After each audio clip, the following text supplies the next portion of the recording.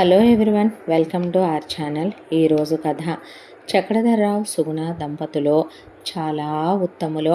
అన్యోన్యమైన దాంపత్యం వీరికే. మొదట్లోనే వీళ్ళు అనుకున్న మాట ఒకటే, పెళ్ళైన వెంటనే ఆ భగవంతుడి దయ వల్ల బిడ్డలంటూ కలిగితే ఒక్కళ్ళనే కనాలి, ఆ కన్నవాళ్ళని ప్రయోజకుల్ని చేసి ఉత్తములుగా పెంచాలి అనే. చక్రధర్రావుకి బంగారమే పండే పొలం హైవే రోడ్డుకి ఆనుకొని 10 ఎకరాల పొలం ఉంది. ఆ పొలం బీభత్సమైన రేటు మీద ఉన్న పొలం. పెద్ద మండువాలోకిలి ఇల్లు ఒకటి ఉంది. దాంతోపాటు సుగుణ దగ్గర నగా నట్ర దిట్టంగానే ఉన్నాయి.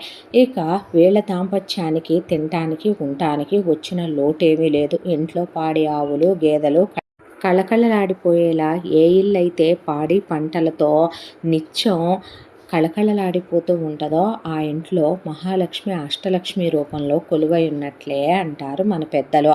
వీళ్ళ అన్యోన్య దాంపత్యానికి పెళ్ళైన కొంతకాలానికి ఒక కొడుకు పుట్టాడు. కొడుకు పేరు ప్రకాశించాలని ప్రకాశం అని పెట్టుకున్నారు. పెట్టుకొని ప్రకాశాన్ని వీళ్ళు ఎంతో ఉత్తముడుగా పెంచాలని చాలా జాగ్రత్తగా క్రమశిక్షణతో మంచి మాటలు మాత్రమే నేర్పిస్తూ వీళ్ళు పెంచిన ప్రకాశం ఒక వయసుకు వచ్చేపాటికి స్వార్థపరుడుగా ద్రోహబుద్ధితో మోసగాడిగా పెరగటం మొదలయ్యాడు. డబ్బున్న వాళ్ళకి విలువివ్వటం, డబ్బు లేని వాళ్ళని హీనంగా చూడటం, దానికి తోడు ఎంతున్నా చాలదనిపించటం, ఏ దారైనా సరే కోట్లు కావాలనిపించటం, అత్యాశాపరుడుగా తయారవటం చక్రధర్రావు సుగుణ గమనించారు. దానికి తోడు కొడుకు చదువరి కాదు. వాళ్ళు ఎంతో చదివించాలని ప్రయత్నించినా అలిసిపోయారు తల్లిదండ్రులుగా. చదువా అబ్బదు, బుద్ధ సరైంది కాదు, వ్యవసాయం చేయటానిక ఒళ్ళొంచడు. ఏం చెయ్యాలి? డిగ్రీ వరకు కొడుకుని తీసుకొచ్చేసరికి తల ప్రాణం తోక్కొచ్చే. 25 ఏళ్లకి ముక్కుతూ మూలుగుతూ తప్పుతూ పాస్ అవుతూ ఏదో అయ్యిందనిపించాడు ఆ డిగ్రీనే. ఊళ్ళో వాళ్ళంతా చుట్టాలు బంధువులు అంటూ ఉన్నాక ఒక మాట నోటి మంచితనాన అంటారు కదా, ఎలాంటి మగాడైనా భాడి వస్తే మారుతాడు, దారికొస్తాడు, పనిమంతుడవుతాడు, పద్ధతి తెలిసొస్తుంది, అబ్బాయికి పెళ్లి చెయ్యండి అని. దాంతోనే సరే నిజమే కదా, పెళ్లి చేస్తే మాడిన మగపిల్లలు కూడా చాలామంది ఉన్నారు ప్రపంచంలో. దాంతోనే చక్రధర్రావు సుగుణ కోడలనన్నా మంచిదాన్ని తెచ్చుకుందామని పేదింటి పెళ్ళే అయినా రూపాయి కట్న కానుకలు వాళ్ళ అమ్మ నాన్న ఇవ్వలేము, గ్రామ్ బంగారం పెట్టలేము, అర్ధనా పైసా పెళ్లి ఖర్చులు పెట్టి పెళ్లి బట్టలు కూడా కొనలేము, సూత్రం పుస్తెల్లో కన్నవాళ్ళు ఇవ్వాల్సిన పుస్తక కూడా ఇవ్వలేము అన్నా సరే చక్రధర్రావు సుగుణ మొత్తం వాళ్లే పెట్టుకునే పద్మనే ప్రకాశానికి ఇచ్చి పెళ్లి చేసి కోడలుగా తెచ్చుకున్నారు. మొదటి రాత్రులు అయిపోయినాయి. 16 రోజుల పండగ అయిపోయింది. కోడలు ఎంతో ఉత్తమురాలు కదా అనుకున్న అత్తగారికి చొక్కెదురైందే. మామగారికి గుండెల్లో పోటై కూర్చుంది కోడలో. కొడుక్కున్న స్వార్థానికి ఇంకొక 1000 రెట్లు ఎక్కువ ఉన్నదే తప్ప తక్కువ ఉన్నది కాదు కోడలు.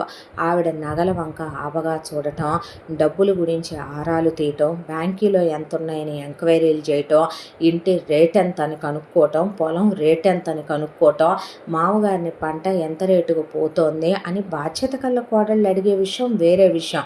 కానీ బాధ్యతగా అడగాలనుకోదు పద్మ. అతి లోతులు, అతి వ్యవహారాలు, దానికి తోడు చుట్టుపక్కల వాళ్ళ వ్యవహారాలన్నీ కావాలి. ఎదురింటి వాళ్ళ అమ్మాయికి పెళ్ళయింది కదా అత్తయ్య, కడుపు రావట్లేదు అనుకుంటున్నామా, దానికి ఏదో లోపం ఉందంట, వీళ్ళు దాసి పెళ్లి చేశారంట తెలుసా అని ఆ అమ్మాయి మొగుడికి ఆ విషయం వాళ్ళేదో కన్నబిడ్డ గురించి మాట్లాడుకుంటుంటే వాళ్ళ ఇంటికి ఏదో వంకతో వెళ్ళి గోడల పక్కన నుంచొని వినొచ్చి చెప్తే ఆ అబ్బాయి ఉత్తముడు కాబట్టి ఆ అమ్మాయిని హాస్పిటల్లో చూపించుకుంటూ వాళ్ళు తిప్పలేదో వాళ్ళు పడుతున్నారు. పక్కింటి ఆవిడకి కోడల మీద, వెనకింటి అమ్మాయికి అత్తగారి మీద, యువతల పక్క వాళ్ళకి వదిన ఆడపడుచులకే ఇలా ప్రతి ఒక్కళ్ళకి గొళ్ళాలు పెట్టి ఆనందించటం, వాళ్ళకి మాత్రం తన పేరు బయటికి రానివద్దని అంతా దాంట్లో పద్మతో అత్త బాగుంటుంది, కోడలు బాగుంటుంది విడివిడిగా, వదిన బాగుంటుంది, ఆడపడుచు బాగుంటుంది విడివిడిగా.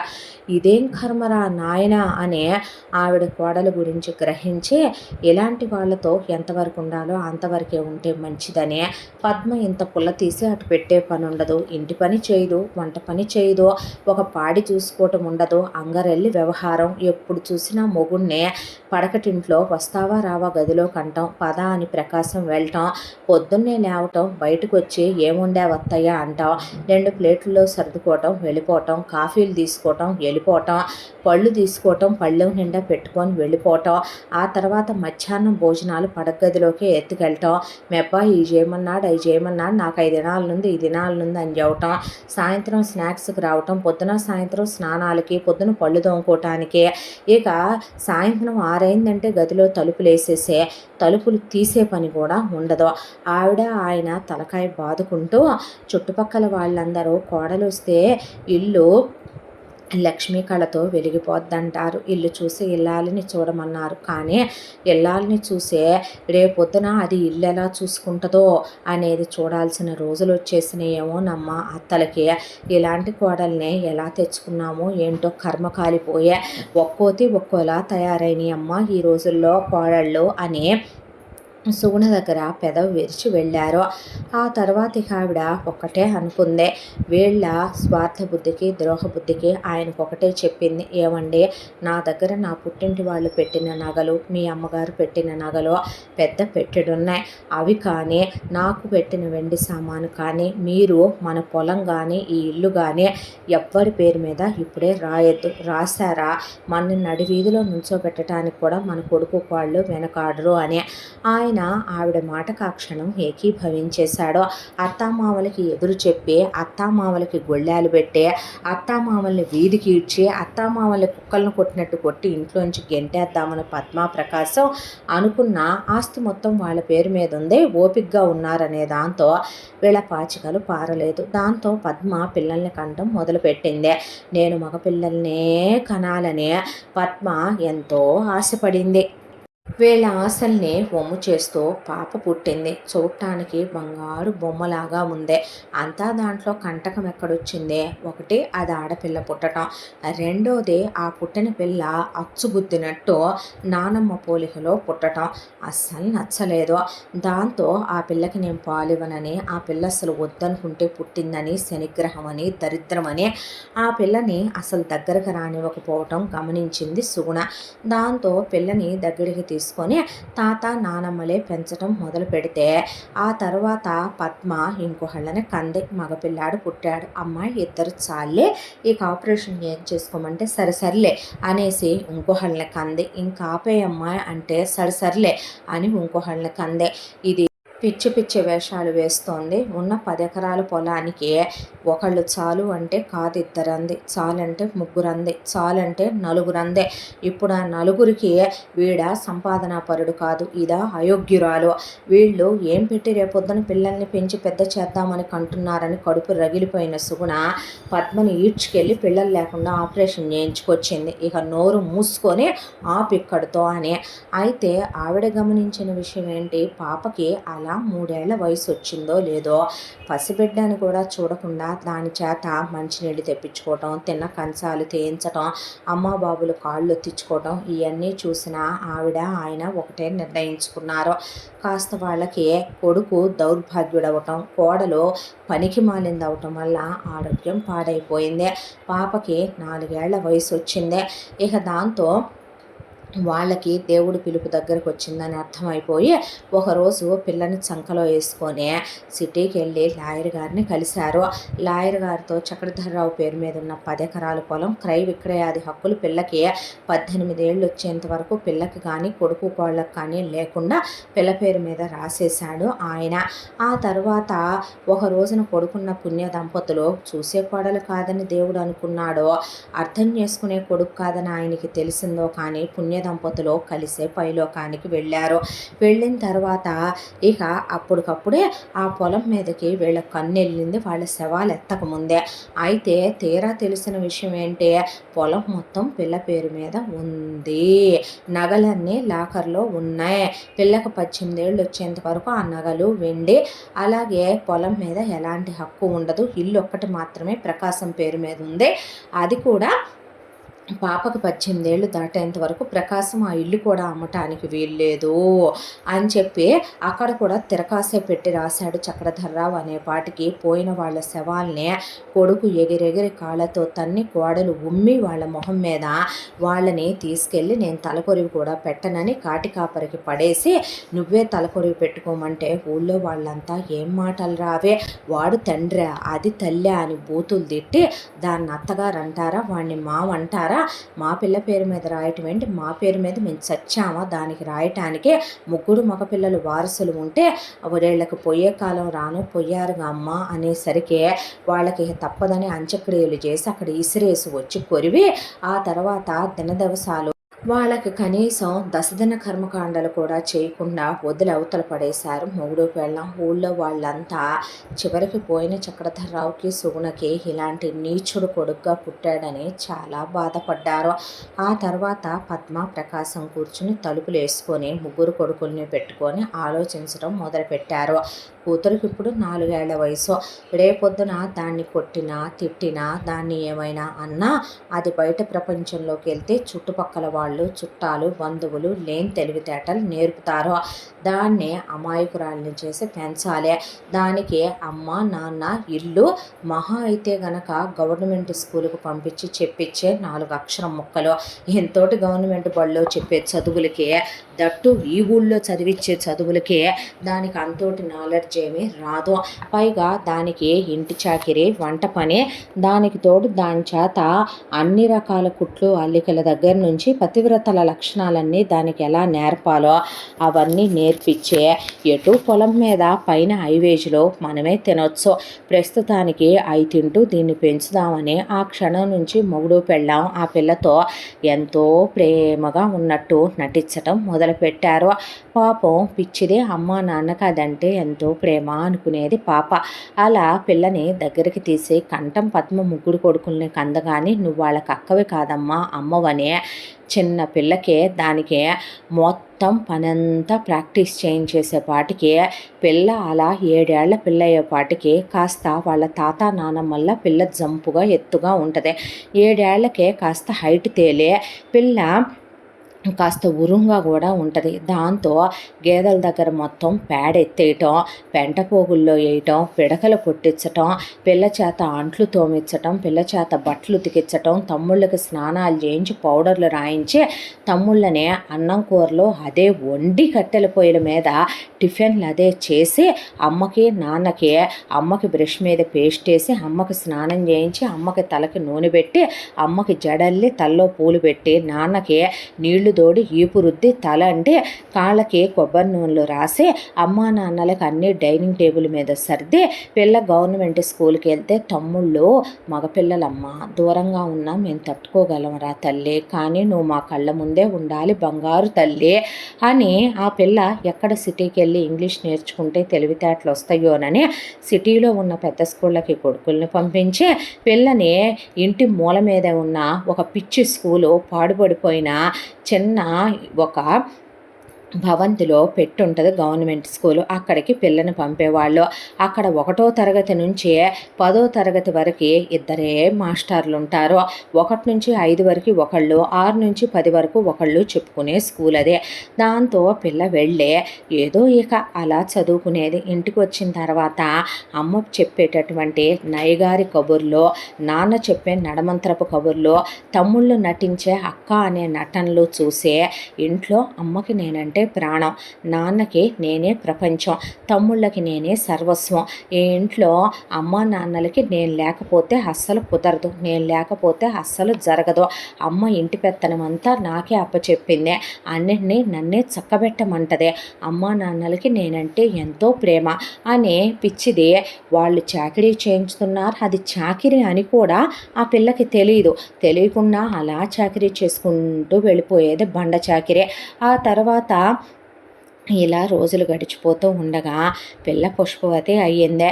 పిల్ల పుష్పవతి అయిన దగ్గర నుంచి ఎక్కడ ప్రేమాయణాలు నడుపుద్దో, ఎవడెవడైనా ఏదేదైనా పిల్ల పేరు మీద పొలం పెట్టారని చుట్టాలు బంధువులకి తెలుసు కాబట్టి వాళ్ళు స్కూలుకు పంపకపోతే ఎక్కడ వచ్చి ఏ క్వశ్చన్లు చేస్తారోనని చదువుకైతే పంపించిన వీళ్ళు ఇక పిల్ల ఏమైనా తప్పులు చేసుద్దా అని కాపలా కాస్తా ఉండేవాళ్ళు. అంతా దాంట్లో పిల్లని కూర్చోబెట్టి మగపిల్లల్ని ముట్టుకోనివ్వకూడదని, మగపిల్లలతో మాట్లాడకూడదని చెప్పి పంపితే స్కూల్లో పొరపాటున ఎవరైనా అబ్బాయిలు తగిలినా మాట్లాడినా భయపడిపోయేదే ఆ అమ్మాయే. అమ్మ తన మంచి కోసమే చెప్పింది, నాన్న తన కోసమే చెప్పాడు అనుకునేదే. ఇలా రోజులు గడిచిపోతూ ఉండగా సంవత్సరానికి తనకు కొనే 4 జతల బట్టలే బ్రహ్మాండం ఆ పిల్లకే. అమ్మా నాన్నలు తిన్న తర్వాత మిగిలిన మెతుకులే పంచభక్ష పరమాన్నాలు అన్నట్టు పెరగటం మొదలైంది. తమ్ముళ్ళు ముగ్గురు అమ్మా నాన్నల పెంపకంలో వీళ్ళకన్నా నీచుల్లా, స్వార్థపరుల్లా, దుష్టుల్లా, దుర్మార్గుల్లా తయారయ్యారు. ఆ విషయాలేవీ గ్రహించలేదు నందినే. అంతా దాంట్లో పిల్లకి 17 ఏళ్ల వయసు వచ్చింది. ప్రకాశం ఈపాటికే ఊరంతా అప్పులు చేయటం, ఆ పొలం మీద ఐవేజులు వీళ్ళకి సరిపోకపోవటం జరిగిపోయింది. దాంతో ఒకడిని మాట్లాడుకున్నారు. పొలం రేటు బీభత్సంగా పెరిగిపోయిందని తెలిసి దాంతో మా అమ్మాయికి 17 ఏళ్ళు, నీకు పొలం అమ్మేస్తాం, ఎకరం 5 లక్షలు తక్కువకే అమ్ముతాము, మొత్తం 10 ఎకరాలు తీసుకుని ఎన్ని కోట్ల రూపాయలు వస్తాయో అంతా డబ్బులిచ్చే పిల్ల చేతే రిజిస్ట్రేషన్ చేయిస్తాం అని చెప్పి ఈ ఇల్లు కూడా అమ్మేస్తామని చెప్పారు. చెప్తే అతను అంతా దాంట్లో సరేనని ఆ ఇంట్లో బోలెడంత టేకు అలాంటి వాల్యుబుల్ కలపతో కట్టిన ఇల్లు అది. కాబట్టి లోపల నగిషీలు చెక్కిని ఆ రోజుల్లో పెద్ద పెద్ద పెయింటర్స్ వేసిన పెయింటింగ్స్ అవన్నీ ఉండటంతో వాడు ఒకేసారి ఇల్లు పొలం కలిపి మాట్లాడుకొని ముందు పొలం రిజిస్ట్రేషన్ చేయించుకుంటాను, తర్వాత ఇల్లు రిజిస్ట్రేషన్ చేయించుకుంటాను అని చెప్పాడు. సరేనన్న తర్వాత ముందు ఆ పొలం రిజిస్ట్రేషన్ అయిపోయింది. కట్టల డబ్బులు వస్తే మంచం నిండా పరుచుకొని ఆ కట్టల మీద పడుకున్నారు మొగుడు పెళ్ళాం. 10 ట్రాలీలకి సర్దారు ఆ డబ్బుల్ని. సర్దిన తర్వాత ఇంకా సిటీకి వెళ్ళిపోదామయ్యా, ఇక్కడ ఎందుకు ఈ దరిద్ర బ్రతకటం అని ఆ పిల్ల చేత సంతకాలు పెట్టించుకొని వీళ్ళు పొలం అమ్ముకొని ఆ పొలం డబ్బులు మొత్తం వీళ్ళు తీసుకుంటే ఆ పిల్ల అమ్మా నాన్న సంతకం పెట్టమన్నారు, పెట్టేసింది అంతే. దానికి అంతకు మించి ఏమీ తెలియనంత తింగరదాన్లా తిక్కలదాన్లా అమాయకురాల్లా పెంచారు కాబట్టి ఆ తర్వాత వీళ్ళు గదిలో కూర్చుని మాట్లాడుకుంటుంటే ఈ దరిద్రాన్ని ఇప్పుడు సిటీకి కూడా తీసుకెళ్ళాలా అని అనుకున్న తాత పెళ్లి చేసి పంపించేద్దామయ్యా, వయసు కూడా వచ్చింది కదా, ఎందుకంటావు పాడు దరిద్రం, ఎటు ఈ ఇల్లు అమ్మేలోపే పెళ్లి చేసేసే వెళ్ళిపోదాం మన దారిని మనం, దానికి ఇదిగో ఇంకొక వారం రోజుల్లో 18వ సంవత్సరం వస్తుంది, ఆ వెండి బంగారం కూడా తీసేసుకొని సంబంధాలు చూసేద్దాం అంది పద్మ. సరే అన్నాడు ప్రకాశం. వెళ్ళి ముందు ఆ పిల్ల చేత లాకర్ ఓపెన్ చేయించి వెండి బంగారం చూసి కళ్ళు మిరుమిట్లు గొలిసిపోయినాయి పద్మకే. 2 ట్రాలీల నిండా బంగారపు నగలు, ఒక 7-8 ట్రాలీలకి వెండి నగలు సరిపోయినాయి. ఆ మొత్తం సర్దుకొచ్చుకున్నారు. సర్దుకొచ్చుకున్నాక ఓ పెళ్ళిళ్ళ పేరాయిని పిలిచి వాడి మొహాన 10,000 కట్టపడేసి వెళ్ళి మా అమ్మాయికి కట్న కానుకలు ఆశించని ఒక సంబంధాన్ని తీసుకురా, వాళ్ళు మా నుండి రూపాయి ఆశించకూడదు, పురుళ్ళు పుణ్యాలకు కూడా మా ఇంటికి పంపించకూడదు అని చెప్పేశారు. దాంతో వెళ్ళిన పెళ్ళిళ్ళ పేరయ్య ఒక సంబంధం పట్టుకొచ్చాడు. అబ్బాయి పేరు హేమంత్ అనే. అబ్బాయి వాళ్ళ ఇంట్లో అబ్బాయి వాళ్ళ అమ్మ నాన్న అన్న, అన్నకి వాళ్ళమ్మ తన మేనగోడల్ని ఇచ్చి చేసుకుంది. అబ్బాయి వాళ్ళ వదిన, అబ్బాయికి 2 చెల్లెళ్ళు, ఆ చెల్లెళ్ళిద్దరికీ పెళ్ళిళ్ళు అయిపోయి వాళ్ళ మొగుళ్ళతో సహా కలిసి ఇక్కడే ఉంటున్నారని, అబ్బాయి వాళ్ళ అన్నయ్యకి ఒక పాప బాబు, అబ్బాయి వాళ్ళ చెల్లెళ్ళిద్దరికీ ఒక్కొక్కళ్ళకి ఓ పాప బాబు అందరూ అక్కడే ఉంటారు. అబ్బాయి అమ్మా నాన్నలకి రెండో కొడుకు. మీ అమ్మాయి కంటే 18 కానీ అబ్బాయికి 28, 29 దాకా వయసు ఉంటుంది. వాళ్ళు ఎంతకాలం పెళ్లి చేయకపోవటానికి అబ్బాయికి అందమైన పెళ్ళాం కావాలని చెప్పి ఆగారంట. వాళ్ళ ఇంట్లో అందరి గవర్నమెంట్ ఉద్యోగాలే. అబ్బాయిది గవర్నమెంట్ ఉద్యోగం, వాళ్ళ నాన్న నాన్నది ఉద్యోగం, వాళ్ళ అన్నయ్యది గవర్నమెంట్ ఉద్యోగం, అబ్బాయి చెల్లెళ్ళు మొగుళ్ళే కూడా గవర్నమెంట్ ఉద్యోగాలేను అని చెప్పి పెళ్ళిళ్ళ పేరే చెప్పి కట్న కానుకలు ఏం అక్కర్లేదు కానీ పిల్లని చూసిన దాకా ఏ విషయం చెప్పలేమంటున్నారు. ఇక పెళ్లి ఖర్చులు కూడా అక్కర్లేదు, వాళ్ళే పెట్టుకుంటామన్నారు. తాళి, నల్లబూసలో 2 గాజులు, 1 ఉంగరం, చెవిదిద్దులు పెడతామన్నారు అని చెప్పాడు. చెప్పేసరికి సరే వాడికి ఎంత వయసు ఉంటే మాకెందుకు, వాళ్ళదే కులం అయితే మాకెందుకు, వచ్చి చూసుకోమను అన్న తర్వాత సరేనని వాళ్ళు వచ్చారు. అంతా వచ్చిన దాంట్లో అబ్బాయి వాళ్ళ ఫ్యామిలీ మొత్తంలో పెళ్లి కొడుకు క్యాలిక్యులేషన్ ఏంటి అంటే పిల్ల వయసులో ఉంది, చాలా అందంగా ఉంది, అప్పుడే వచ్చి రాని వయసేమో. అమ్మాయి నిజం చెప్పాలంటే ఇక 16-18 ఏళ్ల వయసులో ఉన్న ఆడపిల్లలు ఎలా ఉంటారో మెరిసిపోతూ ఉండేటటువంటి అందంతో ముట్టుకుంటే మాసిపోయే పాలరాతి శిల్పం లాంటి నానమ్మల అందచందాలు, తాతల హైటు వెయిట్లు పర్సనాలిటీలు వచ్చిన పిల్లలు బొమ్మల్లాగానే ఉంటారు. అలాగే ఉంది ఆ పిల్ల. ఇక వాడికి సంసారం ధ్యాస ఎక్కువ వచ్చిన పెళ్లి కొడుకే కాబట్టి చాలా బాగుంది అనే క్యాలిక్యులేషన్ మొగుడేసుకున్నాడు. ఇక అత్త అయితే కూర్చొని ఎటు వాళ్ళది సిటీలో చాలా పెద్ద ఇల్లు, ఆ ఇంట్లో ఏ పని మనుషుల్ని పెట్టినా కూడా పని వాళ్ళు ఉండలేదు. ఇది ఎటు పల్లెటూరిది, ఇది పల్లెటూరిది కాబట్టి ఇక దీనికి ఇంటి పని వంట పని అన్నీ వచ్చు. పైగా దీనమ్మ కుట్లు అల్లికలు మిషన్లు కుట్టాలు కూడా వచ్చని చెప్పింది. ఎంతకాలంగా దాని చేత మిషన్లు కుట్టించి మగ్గం వర్కులు చేయించి ఇది చీరల మీద పెయింటింగ్లు వేయించి ఆ డబ్బులు కూడా దీని అమ్మ బాబే తిన్నారని పెళ్ళిళ్ళ పేరేగాడు చెప్పాడు. మన ఇంట్లో వాళ్ళందరికీ బట్టలు కుట్టడానికి ఒక టైలర్ కావాలి.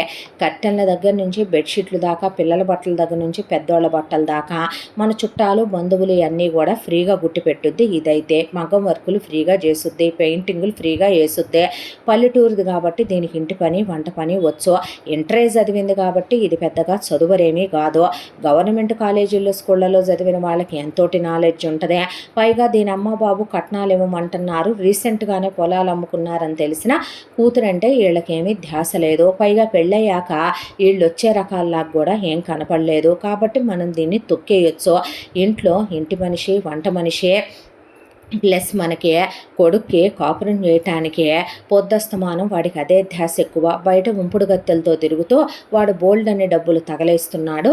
దానికి బదులు ఇది వస్తే ఆ సుఖమేదో దీంతోనే పడితే 4 రూపాయలు డబ్బులన్నా మిగులుతాయి అనే చాలా దరిద్రమైనటువంటి ఆలోచనలతో, చాలా దరిద్రమైన మైండ్ సెట్తో పల్లెటూరిది పల్లెటూరిది పల్లెటూరిది పల్లెటూరిది పల్లెటూరిది అనే 100 రకాలుగా ఆలోచించుకొని మొగుడు ఇది పల్లెటూరిదే, నేను ఎలా ఉండమంటే ఇది అలా ఉంటుంది, నేనేం చేసినా ఇది తట్టుకుంటుంది అని హేమంత్ ఆలోచించుకున్నాడు. ఇది పల్లెటూరిది, ఎంత చాకిరైనా చేసుద్ది అని అత్త ఆలోచించుకుంది. ఇది పల్లెటూరిది, మేమేం చెప్పినా చేసుద్ది అని తోడుకోళ్ళు ఆడపడుచులు ఆలోచించుకున్నారు. సో ఇక పెళ్లి సంబంధం ఓకే అనుకొని పెళ్లి చేసేసి ఆ అమ్మాయిని అప్పగింతల్లోనే నువ్వు ఇక పుట్టింటి వైపు తల తిప్పి కూడా చూడకూడదు, మాకు ఫోన్ చేయకూడదు, ఉత్తరం రాయకూడదు, నీ బతుకు నువ్వు బతకమని ఇచ్చి పంపించేశారు. ఆ తర్వాత వీళ్ళ ఇల్లు కూడా అమ్ముకొని సిటీకి వెళ్ళిపోయి వీళ్ళు సిటీలో ఇక వీళ్ళ విచ్చలవిడితనానికి హద్దు పొద్దే ఉంది. అన్ని కోట్ల రూపాయల ధనవర్షం కురిస్తే వీళ్ళు ఖాళీగా ఉంటారా? దాంతో వీళ్ళు ఓ రేంజ్లో వీళ్ళ లెవెల్ పెరిగిపోయింది. ఇక నందినిని తీసుకొని వెళ్ళిన హేమంత్ వాళ్ళ ఇంట్లోనే ఫస్ట్ నైట్లు అయిపోయి నందిని అందానికి ముగ్ధుడైపోయాడు హేమంత్.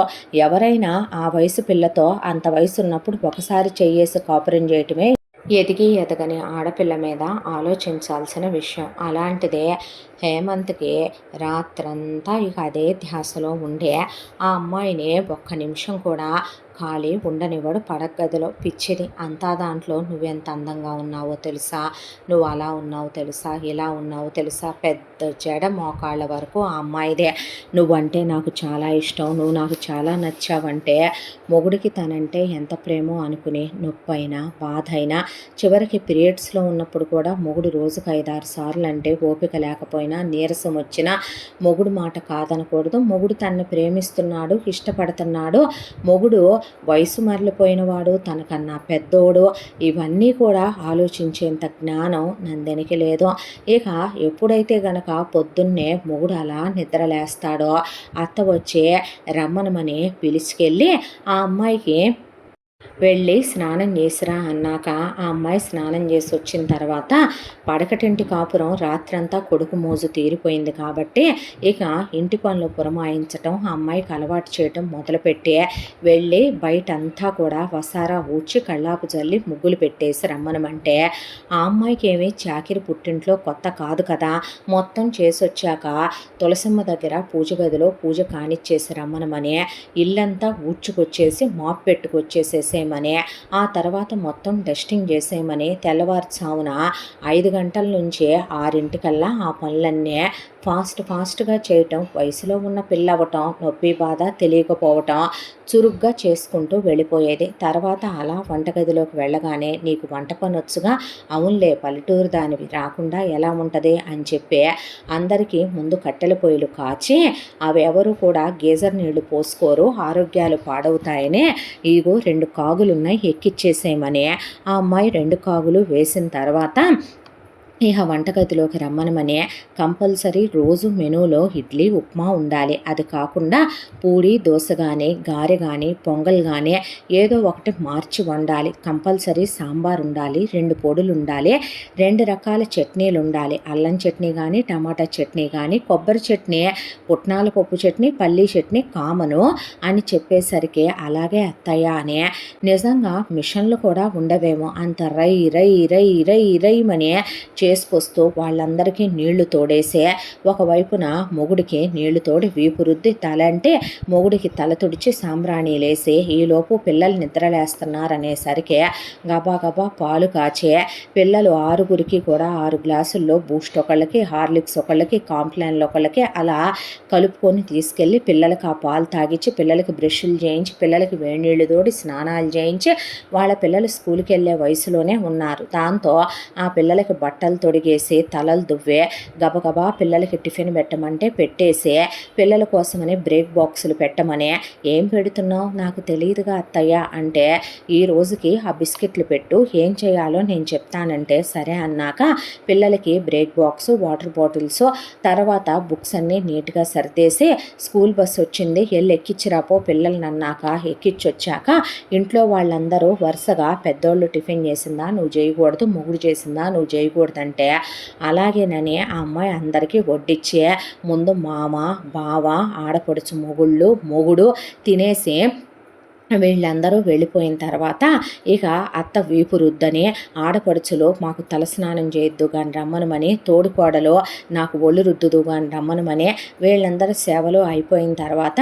వాళ్ళందరికీ టిఫిన్లు వడ్డిచ్చే వాళ్ళందరూ తిన్నాక మిగిలిపోయిన అడుగు పొడుగు ఆ అమ్మాయి గొంతులో వేసుకొని వీళ్ళలోపు 4 సార్లు కాఫీలు తాగే ఆ అమ్మాయి తాగే కాఫీ చల్లారిపోయినా అయ్యే గొంతులో పోసుకొని అన్నం కూరలో వండాలి కదా, డబ్బా వాళ్ళ వస్తాడు. పిల్లల కోసం సాయంత్రం వాళ్ళకి బ్రేక్కి పంపించడం కోసం స్నాక్స్ చేయాలి అని చెప్తే చెప్పండి అత్తయ్య చేస్తాను అనేసరికి ముందు ఒక పని చేయి, కట్టెలు పోయి రాజేసి పెద్ద బాణాలుంది పెట్టి పాలకోవాలు చేసి అలాగే జంతికలు చేసి కజ్జికాయలు చేసి ఈ వారానికి అవి చాలు, నెక్స్ట్ వారం ఏం వండాలో చెప్తాననేసరికి ముందు వండేసి క్యానుల్లో పెట్టేసిందే.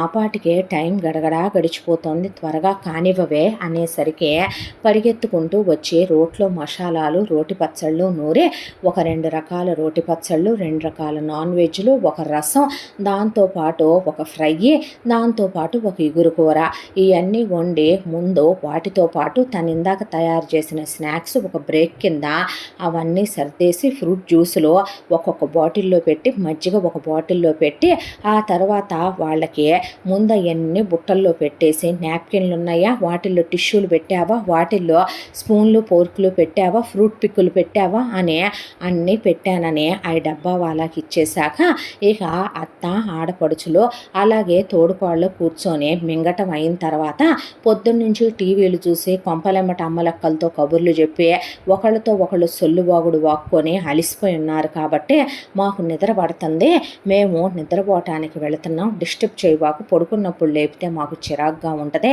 పల్లెటూరు దానివిగా నీకే నిద్ర అలసట్లు లాంటివి ఏమీ తెలియవులే కానీ మన ఇంట్లో వాషింగ్ మిషన్లో బట్టలు ఉతికితే నచ్చవు, అవి మొత్తం బట్టలు ఉతికేసి ఖరీదైన బట్టలు జాగ్రత్తగా ఉతికి కంఫర్ట్లేసి గంజులు పెట్టి పైకి ఎత్తుకెళ్ళి ఆరేసిరా. అలాగే దాంతోపాటు ఇల్లు ఇంకోసారి చిమ్ముకురా, నువ్వు ఇంకోసారి స్నానం చేయి, చెమట కంపు కొడతావు, ఆ బట్టల నీళ్ళన్నీ మీద పడతాయి, మాకు మనుషులు చాలా శుభ్రంగా ఉండాలి. అలాగే పొద్దున టిఫిన్ అంట్లు, మధ్యాహ్నం లంచ్ అంట్లు బండి ఉన్నాయి, ఆ మొత్తం కడిగేసి శుభ్రంగా అరుగు మీద ఆరబెట్టేసయ్యి, మాస్కలు పడకూడదు, తుడిచి ఆరబెట్టు అని చెప్పారు. అలాగేనని వాళ్ళు వెళ్ళేసరికి అప్పుడు బిడ్డ నిలబడిన నడుము ఒకవైపున బట్టలన్నీ అందరూ 2-3 సార్లు స్నానాలు చేస్తారు. బెడ్షీట్లు, పిల్లో కవర్లు, దానికి తోడు డోర్మెట్లు, దానికి తోడు కర్టెన్లు, ఇక మొత్తం ఉతికి గంజులు పెట్టి అవన్నీ ఎత్తుకెళ్ళి డాబా మీద ఆరేసి వచ్చేపాటికి 4 టబ్బులు పైన అయినాయి. అవే ఆ తర్వాత కిందకు వచ్చి గబగబా 2 చెంబులు నీళ్లు పోసుకొని మళ్ళీ బట్టలు కట్టుకొని గబగబా జడలు వేసుకొని ఆ తర్వాత మళ్ళీ అత్త ఆడపడుచులు నిద్రలేసే అప్పుడే వాళ్ళకి మెలకు వచ్చేసరికి గబగబా వాళ్ళ కోసం అని చెప్పి టీలు పెట్టమంటే పెట్టి పొద్దున వండిన పాలకోవాలు తలా 1 డజను, ఒక 4-5 ఒక్కొక్కళ్ళు కజ్జికాయలు అంతంత కారపూస పోసుకొని అలా తింటూ కూర్చొని ఫిల్టర్ కాఫీలు తాగారు. అయిపోయిన తర్వాత బట్టలు ఆరిపోయి ఉంటే ఎల్లు తీసుకురా, ఐరన్ చేయి, అయిపోయిన తర్వాత వాకిలి చిమ్మి సంధి ముగ్గేసిరా, మళ్ళీ దీపం దేవుడి దగ్గర బయట పెట్టు, అయిపోయింది, పిల్లలు మగాళ్ళు వచ్చే టైం అయింది, వెళ్ళి ఈరోజు మిరపకాయ బజ్జీలు వెయ్యి, దాంతోపాటు ఉల్లిపాయ పకోడీలు వెయ్యి, ఫిల్టర్ అయ్యి ఫిల్టర్ కాఫీ పెట్టాలి అని చెప్పింది అత్త. చెప్పేసరికి అలాగేనని వెళ్ళి ఓ పెద్ద బొచ్చుకి కలిపి పెట్టి దాంట్లో ఇక బజ్జీలు వేసుకోవటం మొదలుపెట్టి ఒక దాంట్లో పకోడీలు వేసి ఫిల్టర్ కాఫీలు కలిపేసరికి మొగుడు వచ్చాడు. ఈ పాటికి వరుసగా అందరూ వచ్చేస్తారు. కాగుల్లో నీళ్లు కాగినాయా అంటే ఒక్కొక్కళ్ళకి వేడి నీళ్లు తోడితే స్నానం చేసి వచ్చారు.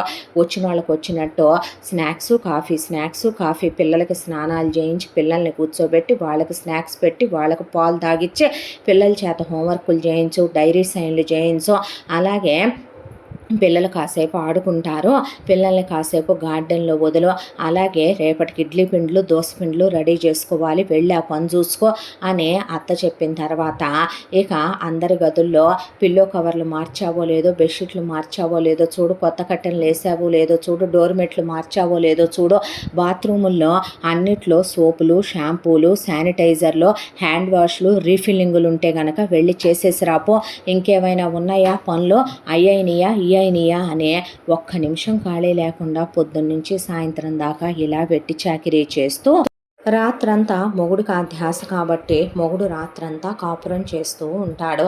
నిద్రాహారాలు లేకపోయినా వయసు బెంకం మీద ఉన్న మనుషులు అలాంటి ఏమీ లెక్క చేయరు. దానికి తోడు నందిని ఒకటే అనుకునేది, ఈ ఇంట్లో నేను లేకపోతే ఎవరికి ఏదీ జరగదు.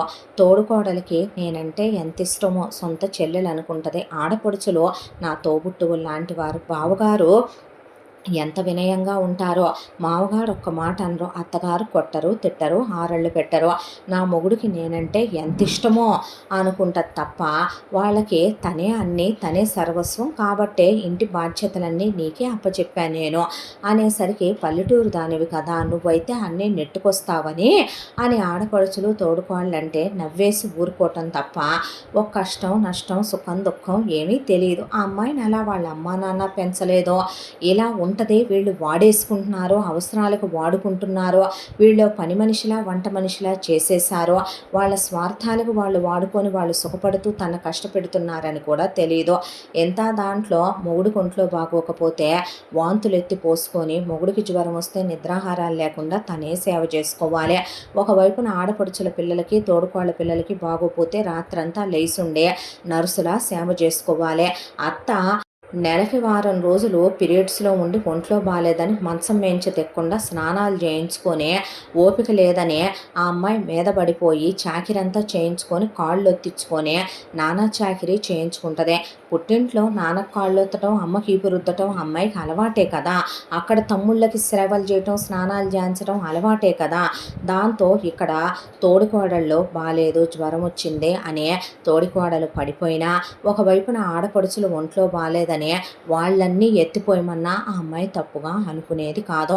మామగారికి బాగోపోతే కాళ్ళొత్తి లేపి మామగారికి కూడా ఆ అమ్మాయి చూసుకోవాలి. ఆడపడుచుల భర్తలకే ఇక బావగారికి అన్నీ సిద్ధంగా పెట్టి చెప్తే పెళ్ళాలు అలా లోపలికి వెళ్ళి 2 నిమిషాల్లో ఓగో టాబ్లెట్లు వేసుకో, ఇదిగోలే తిను అని చెప్పేసి వచ్చేస్తారు వాళ్ళు. ఇలా ఆ ఇంట్లో ఆ అమ్మాయి అన్నీ వన్ మ్యాన్ ఆర్మీలా అలా చేసుకుంటూ వెళ్ళిపోవాలి. ఒక్కోసారి వీళ్ళే ఇది పల్లెటూరుది కాబట్టి ఇన్ని చేయగలుగుతుందేమో గానమ్మ, చచ్చూరుకోమే మనమైతే. ఇది రాకముందు మన ఇంట్లో ఒక 500 మంది పనివాళ్ళు మానుంటారా, మన ఇంట్లో చాకిరీ చేయలేమని ఒక్క వంట చేసేది చేయలేకపోయిందే, ఒక్క పని చేసేది నిలబడలేకపోయింది. మరి అందుకేగా అదేమైనా కట్న కానుకలు తెచ్చిందా? దాని అమ్మ బాబు దాన్ని పంపించిన దగ్గర నుంచి వెనక్కి తిరిగి చూసి ఒక పూట ఫోన్ కూడా చేయలేదు. వీడు అంతకుముందు ఉంపుడు గత్తెలకి ఎంత డబ్బులు తగలేసేవాడో, వీడికి అసలే ఆ ధ్యాస ఎక్కువ. ఇది వచ్చిన దగ్గర నుంచి పగలు రాత్రి దీనొంటి మీదే చేసుకుంటా కూర్చోట్ల వాడు. కాబట్టే ఇక ఇలా రోజులు గడిచిపోతున్నాయని మధ్యలో పండగలు, పబ్బాలు, వ్రతాలు, నోములు, ఉపవాసాలు, దానికి తోడు ఇక మళ్ళీ వీళ్ళ కిట్టి పార్టీలు, సెలబ్రేషన్లు, పిల్లల పుట్టినరోజులు, అవన్నీ ఆ అమ్మాయికి అడిషనల్ బోనస్ చాకిరీలు. ఇలా రోజులు గడిచిపోతూ ఒక రోజున ఇంట్లో ఉన్న మగాళ్ళంతా ఆఫీసులకి వెళ్ళిపోయిన తర్వాత పిల్లలు స్కూల్కి వెళ్ళేటప్పుడు తోటికోడలు కూతురు, నేను ఈరోజు వెళ్ళను పిన్ని, నాకు ఒంట్లో బాగాలేదు అంటే, అవునా అమ్మ అని తోడికోడలు పిలిస్తే వెళ్ళి స్నానం చేయించి దానికి టిఫిన్ పెట్టి ట్యాబ్లెట్లు వేయమనమంటే కషాయం కాసిపోసి ట్యాబ్లెట్ వేసి ఆ పిల్లకి టిఫిన్ పెట్టిన తర్వాత పడుకుంటావా తల్లి అని అడిగింది నందిని. పడుకుంటానని ఆ పిల్ల నటించిందే. నిజానికి నేను ఎందుకు స్కూల్కి వెళ్ళలేదో తెలుసా అని టెడ్డీ బేర్తో, నాకు ఈరోజు స్కూల్కి వెళ్ళాలని లేదు, ఈరోజు స్కూల్లో టెస్ట్ పెడతానన్నారు, నేను ప్రిపేర్ అవ్వలేదు, వెళ్తే నన్ను మ్యామ్ కొడతారు కదా, అందుకే నేను ఈరోజు ఇంట్లోనే డుమ్మా కొట్టేసి ఉంటున్నాను అంది పిల్ల. పిల్లలకి వీళ్ళెలా నీచమైన ధోరణితో ఉంటారో, వీళ్ళ పిల్లల్ని విచ్చలవిడితనంగా తయారు చేసి పెద్ద చిన్న మంచి మర్యాద లేకుండా విలువ తక్కువ పెంపకం పెంచడం మొదలుపెట్టే ఆ పిల్ల అలాంటి నిర్ణయం తీసుకుంది. ఆ తర్వాత ఇంట్లో ఉన్న వీళ్ళంతా స్నానాలు చేసి టిప్ టాప్గా రెడీలై ఆడగుంపంతా సినిమాకి వెళ్ళారు. వెళ్ళిన తర్వాత ఆ అమ్మాయి ఒకటే ఇంట్లో పని చేసుకుంటూ, తగ్గిందా అమ్మ అంటే, పడుకుంటా పిన్ని అనేపాటికి పిల్లకి 11 ఏళ్ల వయసు, చిన్నపిల్ల కూడా ఏమీ కాదు. దాంతో సరేనని అమ్మాయి జో కొట్టి ఏసి పడుకోబెట్టి, బండి బట్టలున్నాయి వెళ్ళి ఆ బట్టలన్నీ ఉతికి పైన తీగల నిండా ఆరేసి వచ్చి చీదరగా ఉందని మధ్యాహ్నం స్నానం చేయటానికి వెళ్ళబోతూ చూస్తే పిల్ల పడగదిలో నుంచి మెల్లగా లేచి దానంత ఉన్న ఒక టెడ్డీ బేర్ని పడుకోబెట్టి దుప్పటి కప్పితే ఏసీకి పిల్లే దుప్పటి కప్పుకుందేమో అని బెడ్రూమ్ డోర్ దగ్గరికి లాగి ఆ అమ్మాయి స్నానానికి వెళ్ళిపోయింది. వెళ్ళిపోయిన తరువాత ఇక పిల్ల మెల్లిగా డాబా ఎక్కింది. డాబా ఎక్కిన పిల్ల బట్టలన్నీ ఆరేసి ఉంటే ఆరేసిన బట్టలతో ఆడి కింద పడేసి తొక్కేసి ఆ బట్టల్ని అంతా అయిపోయాక అవన్నీ సైకో లక్షణాలు, శాడిస్ట్ లక్షణాలు అమ్మా నాన్నల నుంచే పిల్లలకు వస్తాయో ఏమో కానీ ఆ తర్వాత వాళ్ళ నానమ్మ, ఇంట్లో ఉన్న వాళ్ళమ్మ, మేనత్తలు రోజు క్రైమ్ ఫైల్స్ అలాగే అడ్వెంచరస్ మూవీస్ చూస్తారు వీళ్ళ నాన్న, మిగతా వాళ్ళంతా కూడా. దాంతో పిల్ల ఆ పక్కనే ఉన్నటువంటి డాబాకున్న సన్ సైడ్ గోడ ఎక్కేసిందే. ఎక్కేసి దాని మీదగా నడుస్తూ పాట పాడుతూ డ్యాన్స్ వేస్తూ ఉండగా ఇది వేసుకున్న రంగు బట్టలు పిల్ల ఆకారం ఆకృతి వింతగా ఉండటంతో దానికి తోడు ఎర్ర రంగు హెయిర్ బ్యాండ్లు పెట్టుకునేసరికి అదేదో మాంసం ముక్క అనుకొని కాకొచ్చి ఒక తన్ను తన్నేపాటికి డాబా పైన నుంచి పడతం కింద పడిపోయింది పిల్ల. ధడేళ్ళ శబ్దం వచ్చిందని నందిని గబగబా బట్టలు కట్టుకొని బయటకు వచ్చేసరికి పిల్ల రక్తపు మడుగులో ఉందే. పిల్ల ఎలా పడిపోయింది, లోపలుంది ఎవరని వెళ్ళి చూస్తే లోపల టెడ్డీ బేర్కి దుప్పటి కప్పు ఉంది. పిల్లని తీసుకొని హాస్పిటల్కి వెళ్ళేసరికి దారి మధ్యలో పిల్ల పోయింది. పిల్ల పోయేసరికి ఇంటికి వచ్చిన తోడుకోడలు నందిని మీద చేయి చేసుకుంది, అత్త చేయి చేసుకుంది, ఆడపడుచులు చేయి చేసుకున్నారు. చూసుకోవద్దా, నీకు బుద్ధి జ్ఞానం ఉందా అన్నాడు మొగుడు. అనేపాటికి పిల్ల తను వెళ్ళిపోయి టెడ్డీ బేర్ని పడుకోబెడుతుందని నాకేం తెలుసు, ఇంకా నోరు మోయ్, వాళ్ళ పిల్ల వస్తుందా ఏంటి అన్నాడు మొగుడు. అనేసరికి తోడుకోడలు జుట్టెరబోసుకొని కడుపు మీద కొట్టుకుంటూ ఆ ఇంట్లో ఆడవాళ్ళకి మగపిల్లలంటే ఇష్టం ఉండదు. ఆడపిల్లలకి పెద్ద పీటలు వేసి ఉన్నాయి మొత్తం వాళ్ళకే దోచేయాలని చూసే తల్లులు వాళ్ళు. దాంతో పడి కొట్టేసుకోవటం మొదలుపెట్టింది తోడుకోళ్ళు. నన్ను క్షమించక్క అని ఆ అమ్మాయి చెప్పినా ఆ అమ్మాయి మీద కక్ష కట్టి పగ పట్టేసిందే. దీనివల్లే నా పిల్ల పోయింది. ఆ అమ్మాయికి పెళ్ళై 3 ఏళ్ళు అయింది. ఆ అమ్మాయికి పిల్లలు పుట్టట్లేదేంటని హేమంత్ హాస్పిటల్కి తీసుకెళ్తే హేమంత్ది ఫీల్డ్ మీద వెళ్ళేటటువంటి వర్క్. నీకే వీర్యకణాలు చాలా తక్కువ స్పర్మ్ కౌంట్ ఉంది. ఆ అమ్మాయిలో ఏ లోపం లేదన్నారని నోరు మూసుకొని ఊరుకొని అందమైన పెళ్ళామని కాపురం చేసుకుంటూ కూర్చొని ఏదో ఒకరోజు దేవుడు కరుణిస్తాడులే అనుకున్నాడు హేమంత్. అయితే ఇంత దాంట్లో ఆ అమ్మాయి మీద తీరని పగ పట్టేసింది తోడుకోళ్ళు. ఎంత దాంట్లో తోడుకోళ్ల విషయంలో ఆ అమ్మాయి ఏదో ఇక్కడ తెగ అష్టైశ్వర్యాలు అనుభవించేస్తోందని, మొగుడు రోజుకి 5-6 సార్లు మీద చెయ్యేసి సుఖపడిపోతోందని, ఇంట్లో మొత్తం తానే అయి తిరుగుతోందని, ఎంత సుఖం ఇది అనుభవించకూడదు, మొగుడితో కాపురం చేయకూడదు, పచ్చగా ఇంట్లో ఉండకూడదు అనే దాంతో దాన్ని కొట్టి చంపేస్తాను అత్తయ్య నేను. ఇది పోతే మరిదికి ఇంకో పెళ్లి చేయొచ్చు అంటే నోరు మోయి చాలే కానీ దాన్ని కొట్టి తిడితే పోలీసులు ఊరుకుంటారనుకుంటున్నావా? ఈ విషయం చుట్టుపక్కల వాళ్ళకి కానీ తెలిసిందంటే మనందరిని ఎత్తుకెళ్ళి లోపలేస్తారు. వేషాలే బాకు. ఇప్పుడు నీ కూతురు పోతే ఏమైందే? నీ ఆడపడుచుల కూతుళ్ళు లేరా ఏందే? నోరు మూసుకో. పోయిన బిడ్డ పోయింది, ఆ దేవుడు కనుకో. అయినా నీ వెధవ పెంపకంలో కాదు, అది మాత్రం అంత విచ్చలవిడిగా పెరిగింది. దాన్ని గోతులో పెట్ట ఒక్కరో లేదు గుంట. అంత మాయదారి తెలివితేటలేందే. టెడ్డీ బేర్లను పడుకోబెట్టి అసలు డాబా ఎందుకు ఎక్కింది, స్కూల్ ఎందుకు మానింది, పనికి మాలిందే అనేసి అత్త ఆడపడుచులు అది వెళ్తే ఇంటి చాకిరి నువ్వు చేస్తావా, మమ్మల్ని చేయమనమంటావా? ఈ కొంపలో ఏ పనులుండి చేస్తారో. మంచం నుంచి కిందకు దిగవు కానీ మాటలకేం తక్కువ కాదు. కొట్టావుగా ఆ రోజున, అయిపోయిందిగా, ఇంక ముయ్ అనేసి వెళ్ళిపోయాక ఆడపిల్లలకు ఒకవైపున తన కూతుళ్ళకి మనవరాళ్ళు బతికే ఉన్నారు కాబట్టి దీనికి ఆ నొప్పి తెలియట్లా. సొంత మేనగోడల్ని అయినా నా కూతురు పోయిందని అనుకోట్లా. నా చిన్నారి తల్లి చిట్టి కొండ జీవన జ్యోతి అమరజ్యోతి అయిపోయిందనే దాంతో ఇక బాగా అమ్మాయి మీద కచ్చి పట్టేసి ముందు ఒక 6 నెలలు అమ్మాయితో క్లోజ్గా ఉంటున్నట్టు నటించి ఆ తర్వాత నందిని తోడుకోడలికి అక్క వరుస ఏదో ఒకటి ఉంది.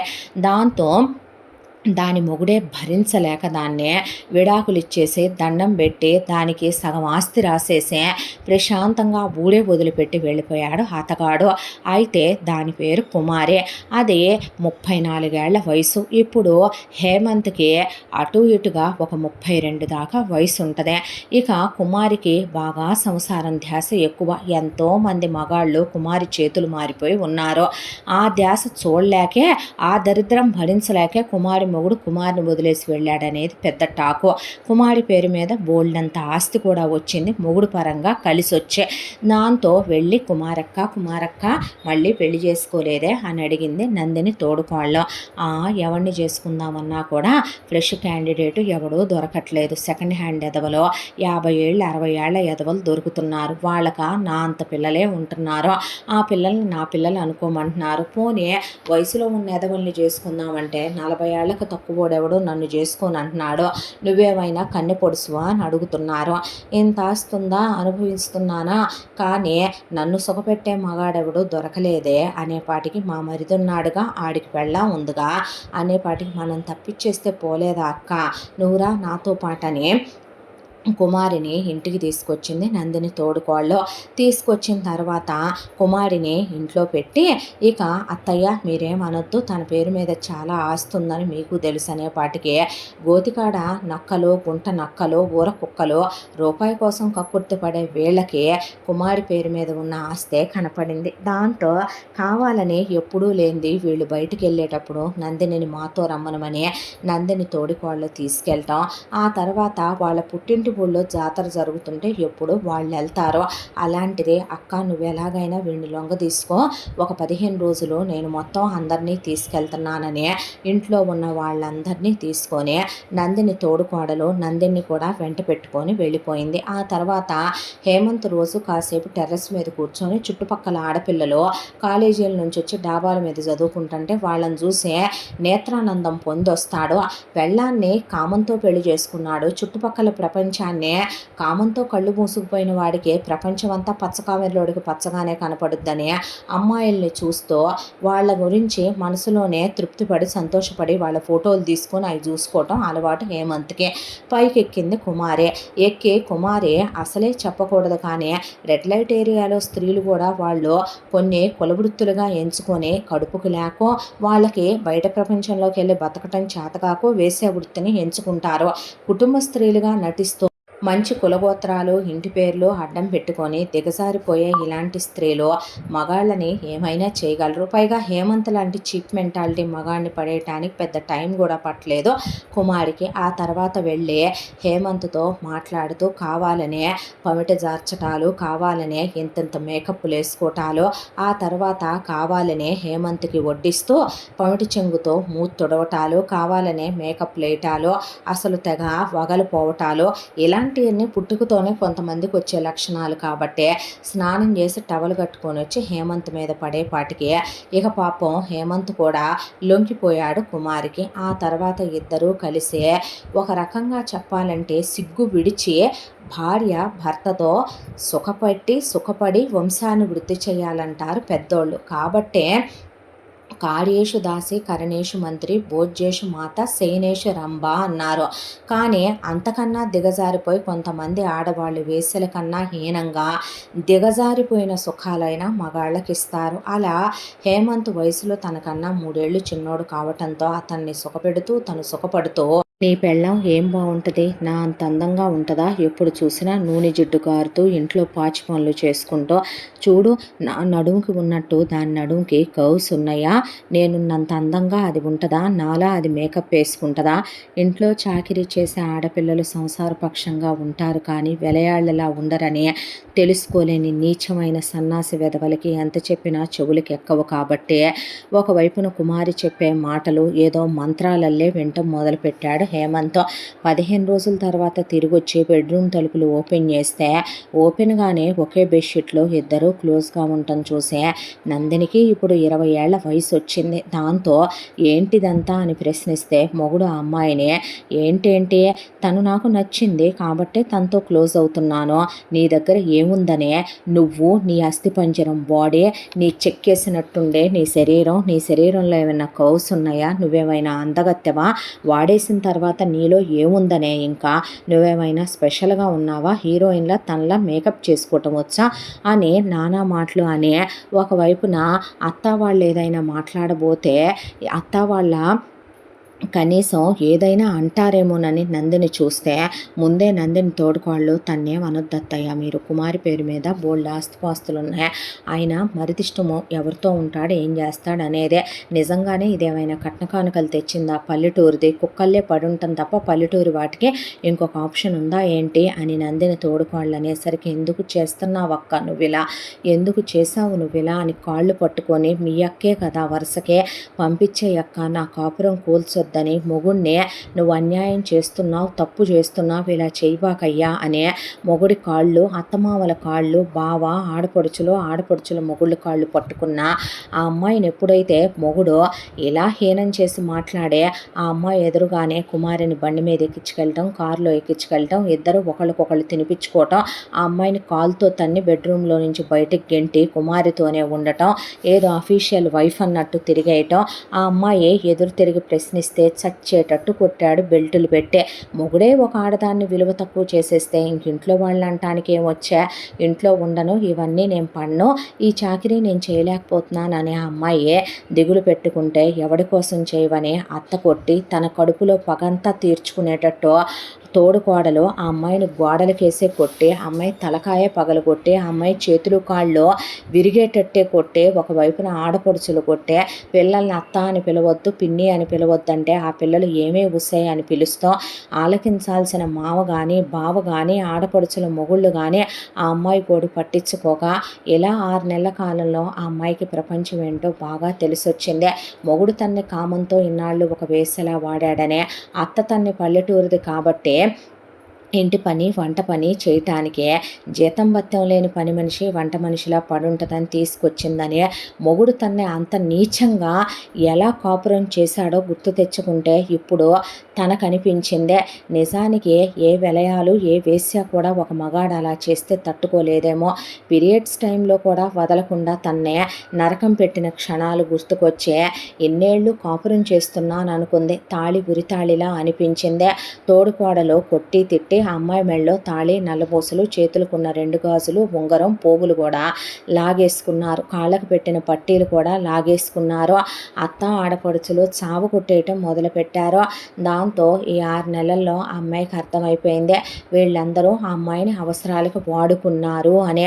దాంతో కష్టంలో ఉన్న ఏ ఆడపిల్లకైనా గుర్తొచ్చేది పుట్టిల్లే. దాంతో వెతుక్కుంటూ పుట్టింటికి వెళ్ళింది. జరిగిన విషయం చెప్పింది.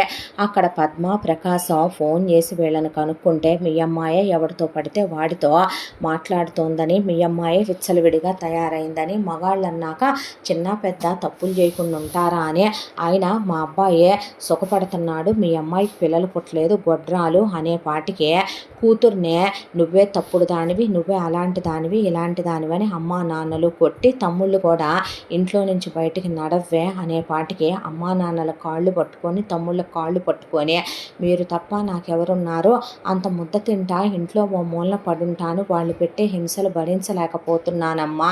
నా పేరు మీద ఉన్న పొలం బంగారం అన్నీ తీసుకున్నారు కదా, మీకు ఇవ్వలేదా నేను అనేపాటికి అంటే ఏంటే మాకు ముష్టేసావా, వద్దంటే పుట్టిన దరిద్రానివే నువ్వు, దేంట్లోన్నా పడి చావరాదంటే పాడు దరిద్రపుదానా శనిగ్రహపుదానా అని చెప్పి అందరూ కలిసి అమ్మాయిని పరిగెత్తుకుంటూ వెళ్ళి దెబ్బలు తట్టుకోలేక పారిపోయేంత వరకు కొట్టారు ఆ అమ్మాయినే. ఆ తర్వాత వెళ్ళి ఒక లాయర్ దగ్గర పడి ఇలా పుట్టింటి వాళ్ళు అత్తింటి వాళ్ళు తనకు అన్యాయం చేశారని కేసు ఫైల్ చేయించే లాయర్ గారు ఇప్పుడు నా దగ్గర రూపాయి లేవు, కేసు గెలిస్తే మీ రుణం ఉంచుకోను అని చెప్తే ధర్మదేవత కళ్ళకి గంతలు ఏనాడో కట్టేశారు అన్నట్టుగా ఆ లాయరు నోటీసులు వీళ్ళకి పంపించేసరికి వీళ్ళు వచ్చి లాయర్ దగ్గర కూర్చొని అది నీకేమిచ్చిందయ్యా లాయరు అని, మేము మాత్రం నీకు ఇదిగో ఈ కట్టలు పడేస్తాం అనేసరికి కేసు అది మాఫీ చేసుకునేలా చెయ్యి అనేసరికి ఆ అమ్మాయి చేత ఈ నోటీసులు ఆ నోటీసులను అబద్ధాలు చెప్పి లాయర్ సంతకాలు పెట్టించుకొని కేసు విత్డ్రా చేయించితే అదేంటి లాయర్ గారు అంత అన్యాయం చేశారు, మీరు నా వైపున కదా మాట్లాడాలంటే డబ్బులు ఇవ్వు మాట్లాడతాను అనేసరికి అదేంటండి డబ్బులు ఇవ్వకపోతే న్యాయం చెయ్యరా మీరు అనేపాటికి ఎందుకు చేస్తాం ఎందుకు చెయ్యాలి, రూపాయి లేదు కానీ మొగుడు వాళ్ళతో వీళ్ళతో తిరుగుతున్నాడంట, నీ బొత్తుకి పుట్టింటండా లేదు అత్తింటండా లేదు, రేపటి నుంచి గంటకు వస్తావా 2 గంటలకు వస్తావా అని అడుగుతారే, నువ్వు వీధిలోకి వెళ్తే ఎక్స్ట్రాలు చేసావనుకో బ్రోతల కేసులో లోపల పెట్టిస్తానన్నాడు లాయరు. దాంతో పిచ్చిదానిలాగా వచ్చి నడి రోడ్డులో నిలబడిపోయిందే. మొగుడు దగ్గరికి వెళ్తే ఒకటే చెప్పాడు, నేను కుమార్ని ఇంకో పెళ్లి చేసుకుందాం అనుకుంటున్నాను, కుమార్ని పెళ్లి చేసేసుకుంటాను, నేను తనతోనే ఉంటాను, ఇంట్లో చాకరీ చేసుకుంటూ పడుంటాను అంటే పని మనిషిగా పడుండు, నాకెప్పుడైనా నీ మీద మూడొచ్చి ముద్దొస్తే వచ్చి నిన్ను సుఖపెట్టి వెళతాననే పాటికే లోపలికి వెళ్ళి ఆ అమ్మాయి ఏమీ మాట్లాడకుండా ఆ ఉన్నటువంటి తాళి అలా తీసేసి ఆ పసుపు కొమ్ము కూడా బయటకు వస్తే నీకెంత ధైర్యమే అని పడేసి చావు కొట్టేశారు. అక్కడి నుంచి వచ్చే అలా గుళ్ళల్లో కూర్చొని ప్రసాదం తింటూ నదిలో మునిగి కట్టుబట్టలతో అలా ఒడ్డున కూర్చొని ఒడ్డున ఉన్న ఎండకి గాలికి ఆ ఎండిపోతూ గుళ్ళల్లో పడుకుంటూ ఇలా 1 నెల రోజుల కాలం గడిచిపోయింది. ఆ అమ్మాయి గుండె రగిలిపోవటం మండిపోవటం అగ్ని శఖలు ఎగసిపడటం మొదలైన ఆ అమ్మాయి గుండెల్లో. అలా వెళ్తూ ఉండగా ఒకరోజు ఒక గుడి దగ్గర అలా తల అనిచ్చి స్తంభానికి కూర్చుంది. ఎవరో ఒక పెద్ద ఆయన ఆ గుడి దగ్గరకు వచ్చే మెళ్ళో పులిగోరు గొలుసు పెద్ద పెద్ద గొలుసులు చేతులకి కడియాలు కంకణాలు ఉంగరాలు చాలా ఖరీదైన కారులో వచ్చాడు ఆ పెద్ద ఆయన. వచ్చిన ఆయన అలా నిలబడే దేవుడి ముందు ధారాపాతంగా కళ్ళల్లోంచి నీళ్లు కారిపోతున్నాయి. పాపం ఏమంత బాధ వచ్చిందో దేవుడి ముందు అంత బాధపడుతున్నారు పెద్ద ఆయన అని ఆ అమ్మాయి అనుకుంటూ ఉండగా ఎవరో ఒక అబ్బాయి కారులోంచి దిగాడు. మనిషి చాలా అందంగా ఉన్నాడు, హైటు వెయిటు పర్సనాలిటీ. డ్రైవరు బాబు వస్తున్నానని ఇటు డోర్ దిగి అటు వెళ్లేలోపు లారీకి అతను అడ్డు వెళ్ళబోతే నందిని అతను పట్టుకొని పక్కకు లాగేసే పాటికి ఆ పెద్ద ఆయన పరిగెత్తుకుంటూ వచ్చే నందినిని చూసే ఆ అమ్మాయే తన కొడుకును కాపాడిందని ఆయనకు అర్థమై చేతులెత్తి నమస్కరించాడు. అయ్యో పెద్దవారండి అంటే అమ్మా, ఎవరు తల్లి నువ్వు? దేవతలా వచ్చి నా వంశాంకురాన్ని కాపాడావు అనే ముందు కొడుకుని కారులో కూర్చోబెట్టేశాడు ఆయన. కూర్చోబెట్టేసిన తర్వాత అక్కడికక్కడే ఆయన సూట్ కేసులో ఒక 20 లక్షలు ఉంటే తీసుకోమ్మా అంటే, వద్దండి, నాకు ఏదైనా పని కావాలి. ఇప్పుడు నా జీవితమే నిజం చెప్పాలంటే ఒక దిక్సూచి లేని ప్రయాణంలాగా సాగిపోతోంది.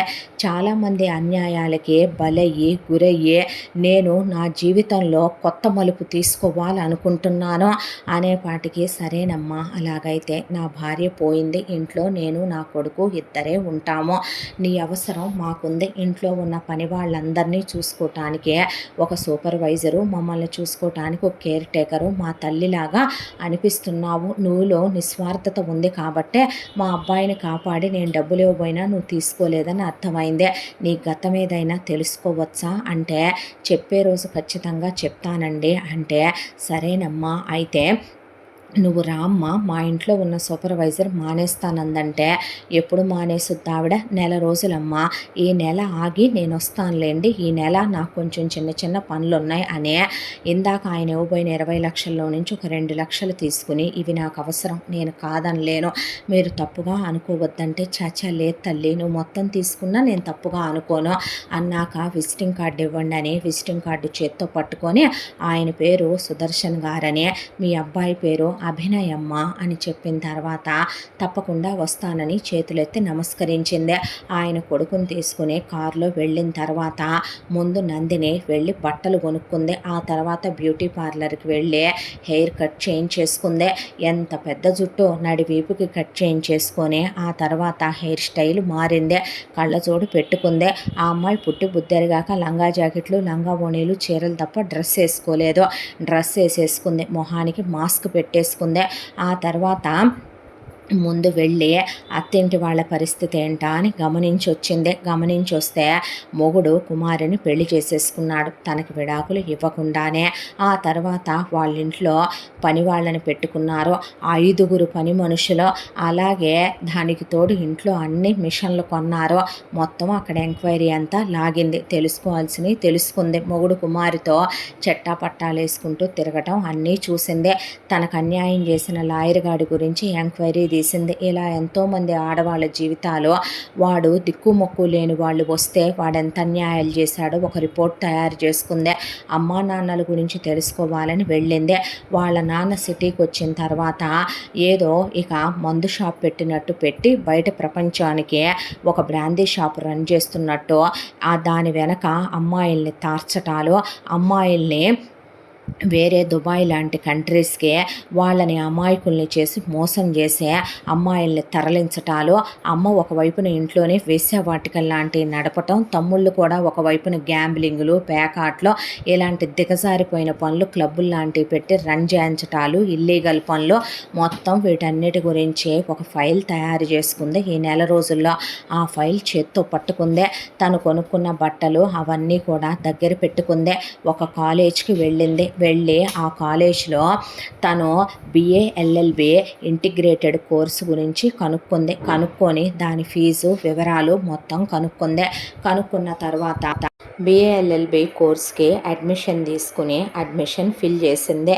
ఆ తర్వాత తన ఫీజు కట్టేసే డైలీ కాలేజ్కే వస్తాను, కాలేజ్ ఎప్పటి నుంచి అండి అనే వివరాలు కనుక్కొని ఆ తర్వాత సుదర్శన్ గారు ఇచ్చిన విజిటింగ్ కార్డు తీసుకుని, చాలా పెద్ద ప్యాలెస్ లాంటి ఇల్లు, ఆ ఇంటి దగ్గరికి వెళితే అమ్మగారు ఎవరు కావాలని అడిగాడు వాచ్మెన్.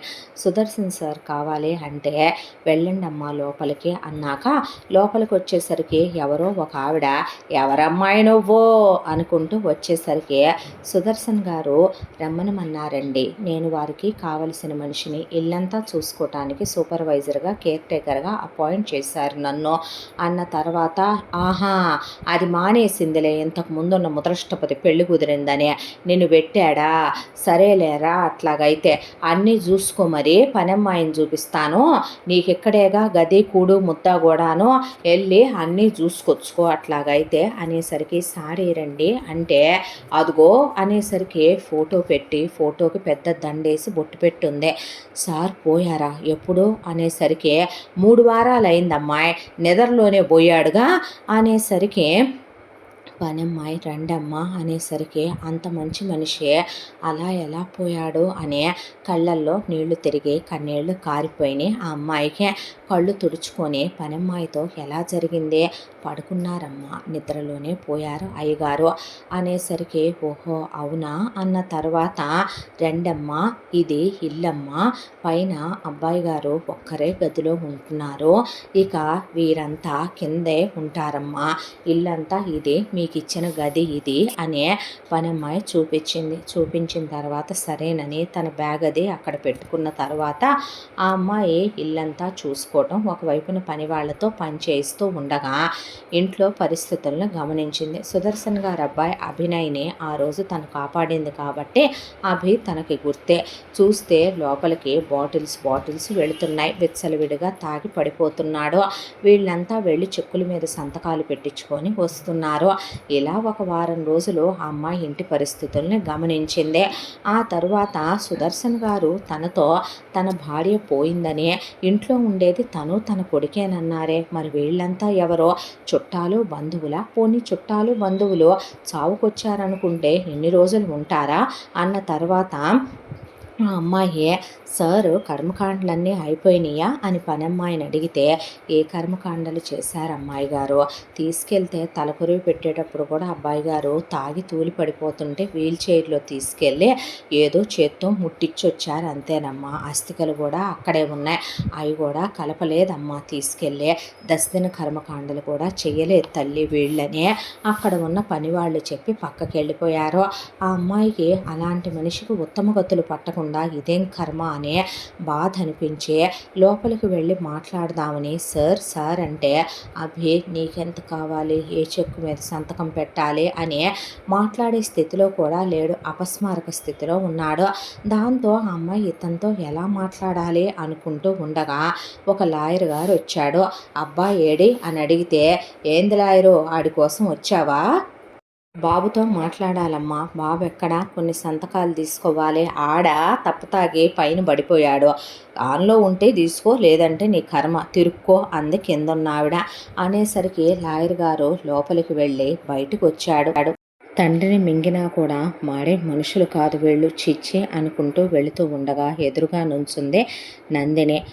ఎవరమ్మా నువ్వు అని అడిగితే చనిపోయిన సుదర్శన్ గారికి కావలసిన మనిషిని, ఆయన వల్ల నాకు చాలా పెద్ద మేలు జరిగింది, ఈ ఇంటికి సంబంధించిన బాధ్యతలన్నీ నేనే చూసుకుంటున్నాననేసరికి సుదర్శన్ గారికి ఎవరో బాగా కావలసిన అమ్మాయి అనుకున్నాడు లాయరు నందినినే. ఏం జరుగుతుంది లాయర్ గారు, అసలు ఇంట్లో ఏంటి కదా కమామేషు, అవును సుదర్శన్ గారు చనిపోతే అంత్యక్రియలో సరిగ్గా జరపకపోవటం ఏంటి, ఆయనకి చేయాల్సిన దశదిన కర్మకాండలు చేయకపోవటం, ఆయన అస్థికలు కలపకపోవటం ఏంటి, అతను అలా పడిపోయి ఉండటం ఏంటి, అసలు ఏంటి కథా కమామేష్ అనేసరికి రామ్మ అనే ఆయన ఒక గదిలోకి తీసుకెళ్ళి ఆ అమ్మాయిని కూర్చోబెట్టి గోడకు వేళ్లాడుతున్న సుదర్శన్ గారు ఆయన భార్య ఫోటోల వైపు చూపించి ఆ గడుపు శ్రీమంతులమ్మ చాలా మంచివాళ్ళు, చేతికి ఎముక లేనంత దాన ధర్మాలు చేసిన వ్యక్తి, బోలెడన్ని కోట్ల రూపాయల ఆస్తులు, ఫ్యాక్టరీలు, వ్యాపార వ్యవహారాలు కలిగి ఉన్నారమ్మా సుదర్శన్ గారు. పుట్టక ఒక్కగానొక్క కొడుకు అబ్బాయే అభినయ్ పుట్టాడు. పిల్లాడు పుట్టి ఒక 5 ఏళ్ల పిల్లాడు అయ్యేసరికి అనుకోకుండా అమ్మగారికి ఆరోగ్యం పాడై కాలం చేశారు. అందరూ వారిని ఇంకొక వివాహం చేసుకోమన్న సుదర్శన్ గారికి అభి అంటే ఉన్న ఇష్టంతో వారు మరొక వివాహం కూడా చేసుకోలేదు. బిడ్డని పంచ ప్రాణాలు అనుకొని పెంచి పెద్ద చేశారు. అభి ఎంత మంచోడంటేనమ్మా, ఆ రోజు మనం గొప్ప పురుషుల గురించి చెప్పుకోవాలంటే రాముడి గురించి చెప్పుకుంటాం. అంత మంచోడు, అంత ఉత్తముడు అమ్మ అభే. ఇక్కడ చదువు పూర్తయింది, అబ్రాడ్ వెళ్ళి మరి MBA చేసొచ్చాడు. ఆ తర్వాత వ్యాపార వ్యవహారాలు చూసుకుంటున్న పిల్లాడికి చుట్టాలు బంధువులు వచ్చే జాతకాలు కలిశాయని, ఒక అమ్మాయి చాలా మంచిది అని చెప్పేసరికి ఎవరిని ప్రేమించనే అభి వాళ్ళ నాన్నంటే పంచ ప్రాణాలమ్మ కొడుక్కి. వాళ్ళ తల్లి పోయినా తండ్రే తల్లి తండ్రి అయి పెంచాడని ఆయన మాట అంటే గౌరవం విలువ ఎక్కువ. దాంతో ఆ అమ్మాయిని పెళ్లి చేసుకున్నాడు. మొదట్లో చాలా అన్యోన్యంగా ఉండేవాళ్ళు. నేను చిన్నప్పటి నుంచి సుదర్శన్ గారి దగ్గరే పెరిగాను కాబట్టి నాకు అన్నీ తెలుసు. వాడే నన్ను లాయర్ చదివించారు. వాళ్ళ పర్సనల్గా అన్నీ నేనే, వాళ్ళ పర్సనల్ లీగల్ అడ్వైజర్గా కూడా నేనే చూసుకుంటా. నాకు అభి కన్నా ఒక 4-5 ఏళ్ళు చిన్న వయసున్న కొడుకున్నాడు. అభికి చిన్న వయసులోనే సుదర్శన్ గారు పెళ్లి చేసేయాలి, మనవాళ్ళని ఎత్తుకోవాలనే దాంతో ఒక అమ్మాయినిచ్చి పెళ్లి జరిపించడం. ఆ తర్వాత వాళ్ళిద్దరూ కొన్నాళ్ళు బాగానే ఉంటాం. ఆ తర్వాత ఆ అమ్మాయికి ఒక పాప పుట్టింది. ఆ తర్వాత ఆ అమ్మాయి బాగా వ్యసనాలకి, చెడు తిరుగుళ్ళకి, ఓపెన్గా చెప్పాలంటే మగాళ్ళతో విచ్చలవిడిగా తిరిగే పచ్చి తిరుగుబోతో. అలా చెయ్యొద్దని అభి ఏడ్చి ఇద్దరి మధ్య గొడవలు పెరిగిపోయి ఆ గొడవలు పతాక స్థాయికి వెళ్ళిపోయి ఒక రోజున ఆ అమ్మాయి అభితో ఉండనని, అభితో విడాకులు తీసుకొని విడిపోతానని ఆ అమ్మాయి పెద్ద గొడవేసుకుందమ్మా. దాంతో అభి నువ్వు నన్ను వదిలి వెళ్ళొద్దని ఆ అమ్మాయిని బ్రతిమిలాడుతుంటే సుదర్శన్ గారికి ఒళ్ళు మండిపోయి ఎందుకురా అమ్మాయిని బ్రతిమిలాడతావు, వెళ్ళిపోనివ్వు అనే విడాకుల నోటీసుల మీద సంతకాలు పెట్టి విసిరేస్తే పాపనైనా నాకు ఇచ్చేళ్ళు, పాపను వదిలి నేనుండలేను, ఇన్నాళ్లుగా పాప మీద ప్రేమను పెంచుకున్నాను, ఆస్తంతా పాప పేరు మీద రాస్తాను అనేసరికి ఆ పాప అభికి పుట్టలేదమ్మా. డిఎన్ఏ టెస్టుల్లో కూడా అది టాలీ అయ్యిందే. ఎవరికో పుట్టిన పిల్లనైనా నా పిల్లే అనుకోవటం సుదర్శన్ గారు తట్టుకోలేకపోయారు. పైగా ఆ పాపకి 6 ఏళ్ల వయసు. పిల్ల కూడా నేను నీతో ఉండను, అమ్మే కావాలి అనేసరికి పాప పేరు మీద అమ్మాయి పేరు మీద ఆస్తి పెట్టి బయటకు నడవమన్నారు సుదర్శన్ గారు. ఎవరికో పుట్టిన దాన్ని నీ కూతురు అంటావా అని అభిని కోప్పడ్డారు. ఆ తర్వాత అమ్మాయి వెళ్ళిపోయిందన్న డిప్రెషన్లో అన్నాళ్ళు తన బిడ్డగా పెంచుకున్న పాప తనది కాదని, తన కాదనుకొని వెళ్ళిపోయారనే బాధలో అభి తాగుడుకు అలవాటైపోయాడు, స్మోకింగ్కి అలవాటైపోయాడు, పిచ్చోళ్ళ తయారైపోయాడు. కొడుకుని మామూలు మనిషిని చేయటం సుదర్శన్ గారి వల్ల కాలేదు. చిన్న వయసులోనే కొడుకు జీవితం ఇలా అయిపోవటం ఆయన తీసుకోలేకపోయాడు. ఆరోగ్యం బాగా పాడైపోయింది. నేను రీహాబిలిటేషన్ సెంటర్లో వేద్దామండి అంటే కొడుకు అక్కడ బాధ కలుగుద్దేమో, వాళ్ళెక్కడ కొడుకుని కష్టపెడతారో అనే దాంతో ఎంతో అల్లారు ముద్దుగా పెంచుకున్నాను నా కొడుకుని, నేను అలా వేయను, నేనే మార్చుకుంటానని ప్రయత్నించి అలిసిపోయే చివరాఖరికి మనిషి నిద్రలోనే ప్రాణం వదిలేశాడు. వీళ్ళంతా ఎవరు అని అడిగింది నందిని. వీళ్ళెవరేంటమ్మా, గోతికాడ నక్కలు, ఊర కుక్కలు, దాయాదులు తల్లే. అతను తాగి పోతే ఈ ఆస్తంతా వేసుకుందామని వచ్చి పడి తింటున్నారు. ఆయన పోయిన ఈ 3 వారాల్లోనే కోట్ల రూపాయల ఆస్తులు అబ్బాయి పేరు మీదకి మారేసరికి ఎవరిష్టం వచ్చినంత వాళ్ళు చెక్కుల మీద సంతకాలు పెట్టించుకొని నగలు దోచుకెళదామనుకుంటే నేను లాకర్కి మార్పిచ్చేశాను. కానీ బ్యాంకులో ఉన్న క్యాష్ని నేను ఆపలేనుగా అమ్మ, స్థిరచరాస్తుల వరకు మాత్రం ఆపి ఉంచగలిగాను. కానీ బ్యాంకులో ఉన్న క్యాష్ మాత్రం తరలిపోతోంది కోట్ల రూపాయలు. ఆ విషయమే మాట్లాడాలని బ్రతిమిలాడి లేయ్యా చెప్పేది వినొక్కసారంటే నీకెక్కడ సంతకాలు పెట్టాలని అడుగుతున్నాడు నన్ను. తట్టుకోలేకేనమ్మా ఇలా వెళ్ళిపోతున్నాను, మనిషిపోయినా పిల్లాడు మారలేదు చూసావా అని ఆయనని వెళ్ళిన తర్వాత నందిని ఇంట్లో పరిస్థితుల్ని గమనించింది. వాళ్లే లోపలికి బాటిల్స్ తీసుకెళ్ళి ఇవ్వటం, అసలు ఎప్పుడూ మత్తులోనే ఉండటం అభి గమనించే ఇల్లంతా తిరిగిన అమ్మాయి సుదర్శన్ గారి గదిలోకి వెళ్ళింది. ఆ గది నిండా కొడుకు ఫోటోలే ఉన్నాయి.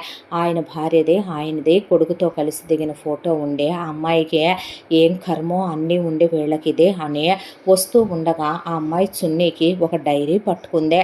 అలా తీసి చూసేపాటికి అది సుదర్శన్ గారు రాసుకున్న డైరీ. ఆయన అభి పుట్టిన క్షణం అభిని గుండెలకి హత్తుకున్నప్పుడు ఆయన పొందిన ఆనందం, ఆ తర్వాత అభియే ప్రాణం అనుకొని బ్రతకటం, భాడిపోయిన దిగుల్ని దిగమింగుకొని కొడుకు కోసం బ్రతకటం, కొడుకు జీవితం బాగుంటుందనే అడుక్కు తినేదాన్ని తీసుకొచ్చి కోడల్ని చేసుకోవటం దగ్గర మొదలుపెట్టి ఆ తర్వాత కొడుకు ప్రాణాలు తను కాపాడేంత వరకు ఒక అమ్మాయి కనపడింది. చాలా తేజస్సుతో ఉంది, దేవతలాగా వస్తానంది, ఇల్లు చూసుకుంటానంది అనే 3 పేజీలో నందిని గురించి కూడా కొడుకు ప్రాణాలు కాపాడిందని, ఏదో బాధలో ఉందని, కన్న తండ్రిలా వచ్చాక ఆదరించి అడగాలని రాసుందే. దాంతోపాటు కొడుకుని లాయర్ చెప్తూనే ఉన్నాడు రీహాబిలిటేషన్ సెంటర్లో వేయాలని. నేనే వెళ్ళలేదు. రేపే లాయర్కి ఫోన్ చేయాలి, ఫోన్ చేసి రీహాబిలిటేషన్ సెంటర్లో వేయించి నా కొడుకుని మళ్ళీ ఇదివరకు ఎట్లా మార్చుకొని తెచ్చుకుంటాను. వ్యాపారంలో కాంపిటీటర్స్ పెరిగిపోయారు, దాయాదుల కన్ను ఆస్తి మీద పడింది, రేపొద్దున ఏది ఏమైనా జరగచ్చు అని రాసి ఇక అదే రోజు రాత్రి ఆయన పోయారు. ఆ తర్వాత నుంచి ఆ డైరీ పేజీల్లో ఏమీ లేవు.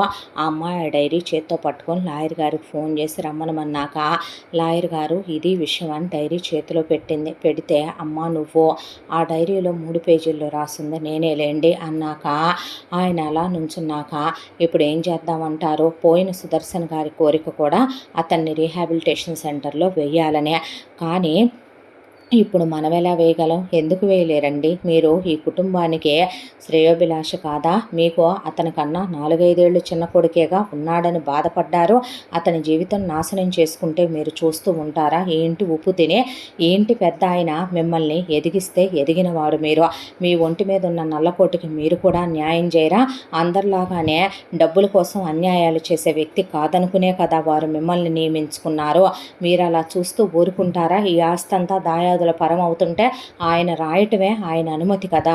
పోయేటప్పుడు రియలైజేషన్ వచ్చింది. చూసావమ్మా పెద్ద ఆయనకే సరే వాట్ ఎవర్ ఇట్ ఈస్, ఎప్పుడైతే ఏమైంది వచ్చింది కదా. ఇప్పుడు ఒక లీగల్ అడ్వైజర్గా మీరు, వాడి శ్రేయోభిలాషగా నేను చెప్తున్నాను, వాడిని వేసేద్దాం రీహాబిలిటేషన్ సెంటర్లో. మీరు మాట్లాడండి, మీకు ఫినాన్షియల్ ఫ్రీడమ్ కూడా ఉంది కదూ అనేపాటికి సరేనమ్మా మాట్లాడదామంటే నేను వస్తాను అనేసరికి అలాగేనని లాయర్ బిత్తరపోయి చూస్తే వెళ్ళి రీహాబిలిటేషన్ సెంటర్లో వేస్తే అతనికి ఒక 3 నెలల్లోనే నార్మల్ అయిపోతాడని చెప్పారు అక్కడ డాక్టర్. దాంతో సరేనని చెప్పి ఇంట్లో వాళ్ళందరూ నిద్రపోతున్న సమయంలో లాయర్ గారిని ఆ రీహాబిలిటేషన్ సెంటర్ వాళ్ళని రమ్మనమని, వాళ్ళని సైలెంట్గా మామూలు బట్టల్లో రమ్మనమని, అభికి మత్తులోనే ఉన్నాడు కాబట్టి సేఫ్ సైడ్కి వాళ్ళు అరవకుండా ఇంజెక్షన్ ఇచ్చేసి ఆ తర్వాత వాళ్ళ వ్యాన్లో ఎక్కించుకొని తీసుకెళ్ళిపోయారు. ఆ తర్వాత అక్కడ జాయిన్ అయ్యాడు అభి. ఏమయ్యాడు ఇంట్లో వీడు కనపట్లేదు అని అడిగితే సార్ ఏదో పని ఉందని చెప్పి ఊటీలో ఉన్న ఎస్టేట్స్ చుట్టానికి వెళ్ళారు మేడం అంది నందిని. ముదరష్టపోడు, పోతే బాగుండు, వచ్చేటప్పుడు తప్పతాగే వీడి దినం కూడా పెట్టేస్తే ఈ ఆస్తంతా మాదే అవుద్దని వాళ్ళు కులకటం చూసింది ఆ అమ్మాయి. ఇలాగే ఉంటుంది, అవసరాలకి మనుషుల్ని వాడుకునే వాళ్ళు చివరికి చావుల కోసం ఎదురు చూస్తూ ఉంటారు అనుకున్నాక అభిని అక్కడికి తీసుకెళ్ళాక డాక్టర్ల మాట విన్నన్నాడు. నేను మానలేనన్నాడు, నా వల్ల కాదన్నాడు. ఆ తర్వాత శతవిధాల ప్రయత్నించి డాక్టర్లు కబురు పెడితే ఒక డైరీ తీసుకొని నందిని అక్కడికి వెళ్ళింది. వెళ్తే ఎవరు మీరు అని అడిగాడు అభి. అడిగితే ఆ డైరీ చేతికి ఇచ్చే మీ నాన్నగారు మీ వల్లే పోయారన్నది నిజం, వారు పోయిన తర్వాత కూడా మీరు మారలేదన్నది నిజం, ఇవి మీ నాన్నగారి అస్థికలు, మీ నాన్నగారు లాంటి పుణ్యాత్ములకి దశదన కర్మకాండలు కూడా జరగలేదు, కనీసం వారి అస్థికలు కూడా తీసుకెళ్లి పుణ్యనదుల్లో కలపలేదు, ఏం పాపం చేసుకుంటే పుడతారు అనేలాగా దిగజారిపోవద్దండి మీరెవరంటే ఆ డైరీలో రాసున్న 3 పేజీలు నేనే, మీరేనా నా ప్రాణం కాపాడింది, మీ పేరు అంటే నందిని అన్న తర్వాత మీరు ట్రీట్మెంట్ తీసుకోవాలి, మామూలు మనిషి అవ్వాలి, మీ దాయాదులో కాట్ల కుక్కల్లాగా ఎదురు చూస్తున్నారు కబళించటానికి మీ ఆస్తిని అనేసరికి ఏమీ మాట్లాడకుండా వెక్కిళ్ళు పెట్టి ఏడ్చాడు అభే. ఏడ్చిన తర్వాత తండ్రి అంటే ఎంత ఇష్టమో ఆ అమ్మాయికి అర్థమయ్యి ట్రీట్మెంట్ తీసుకొని 3 నెలల్లో నార్మల్ అయ్యే బయటకు వచ్చాడు. లాయర్ గారు రాబాబు అని ఇంటికి తీసుకొస్తూనే కొంతమంది పోలీసుల్ని కూడా వెంట తీసుకొచ్చేసరికి చుట్టాలు అందరూ నిలబడి ఉంటే ఏంట్రా నువ్వు ఎక్కడికి వెళ్ళావు ఎన్ని రోజుల నుంచే అనేసరికి ఊరెళ్ళావా అనేసరికి ఏంటి విషయం అన్నాడు అభి. అనేసరికి ఈ కాగితాల మీద సంతకం పెట్టు, పనులున్నాయి నీతో అంటే పెట్టను, ముందు ఇంట్లో నుంచి బయటికి నడవండి అనేసరికి ఏంట్రా బయటికి నడిచేది, హేరా లాయరు ఒళ్ళు నీకు పొగరెక్కిందా వీడికి ఒళ్ళు బలిసిందా అని వీళ్ళు మాట్లాడుతూ ఉండగా పోలీసుల్ని లోపలికి రమ్మనమని లాయర్ ఫోన్ చేసేలోపు కొట్టడానికి లాయర్ని అభిని మీదకి వచ్చేసరికి అప్పటికే లోపలికి వెళ్ళిన నందిని ఒకవైపున వీళ్ళందరిలో తన అత్త, ఆడపడుచులు, తోడికోడలు, భర్త, మామ, ఎఫ్ఐఆర్ పెట్టుకున్న వాళ్ళు, తన అమ్మ నాన్నలు గుర్తొచ్చి కళ్ళల్లో కారం కొట్టే పక్కనే ఉన్న ఒక రాడ్డు తీసుకొని తుక్కు కింద కొట్టింది నందిని. ఎలాంటి వాళ్ళని వదిలేయకూడదు, అవసరాలకి మనుషుల్ని వాడుకుని తర్వాత నిర్దాక్షిణ్యంగా గెంటేసి వదిలేసే రకాలివే. దేవుళ్ళంటే ఆయనకి చివరికి ఆయన అస్థికలను కూడా కలిపి దస్తన కర్మకాండలు చేయకుండా ప్రేతంలా తిరిగే రాత రాసిన వీళ్ళని వదిలేస్తారా సార్? ఇప్పుడు పిలవండి పోలీసులను, అన్నాక తీసుకెళ్లి జైల్లో పడేయండి వీళ్ళనే అని చెప్పాక లాయర్ గారు ఒక్కొక్కళ్ళు మినిమం 5 ఏళ్ళు బయటికి రాకూడదు, గుర్తుపెట్టుకోండి అని చెప్పిందే. అలాగేనమ్మా అని ఆయన వెళ్ళిన తర్వాత అభి చేతులు పట్టుకొని నందినివి, చాలా థ్యాంక్స్ నందిని గారు, మీరు చాలా పెద్ద హెల్ప్ చేశారు, నా కళ్ళు తెరిపించారు. కానీ నాన్న నా వల్లే కదో, చూడండి పోయిన వారు వారి ఆఖరి కోరిక తీర్చాలని కోరుకుంటారంట. మీరు మారి మంచిగా ఉండి బిజినెస్ చూసుకుంటే మీ నాన్నగారు చాలా హ్యాపీగా ఫీల్ అవుతారు. ఒక ఆత్మగా కూడా ఆయనకు ఆ ప్రశాంతతనైనా మీరు ఇవ్వకూడదు అన్న తర్వాత అలాగే ఆఫీస్కి వెళతానన్నాడు అభే.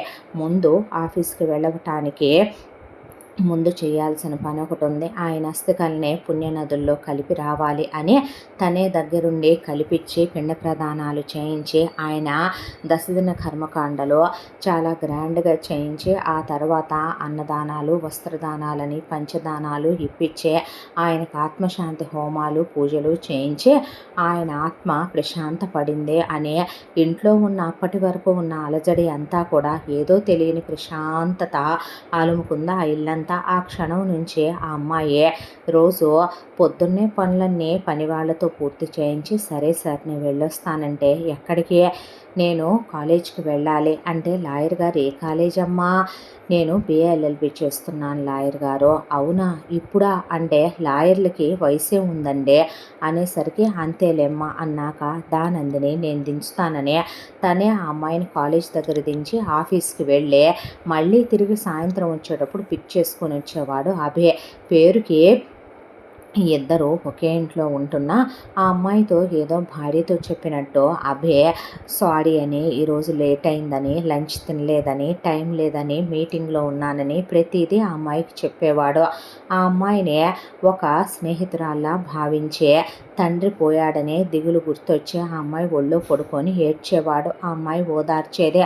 వెళ్ళిపోయిన భార్య, కూతురు ఇలా చేశారని చెప్పుకొని బాధపడేవాడు. ఆ అమ్మాయి స్వాంతన కలిగించేదే.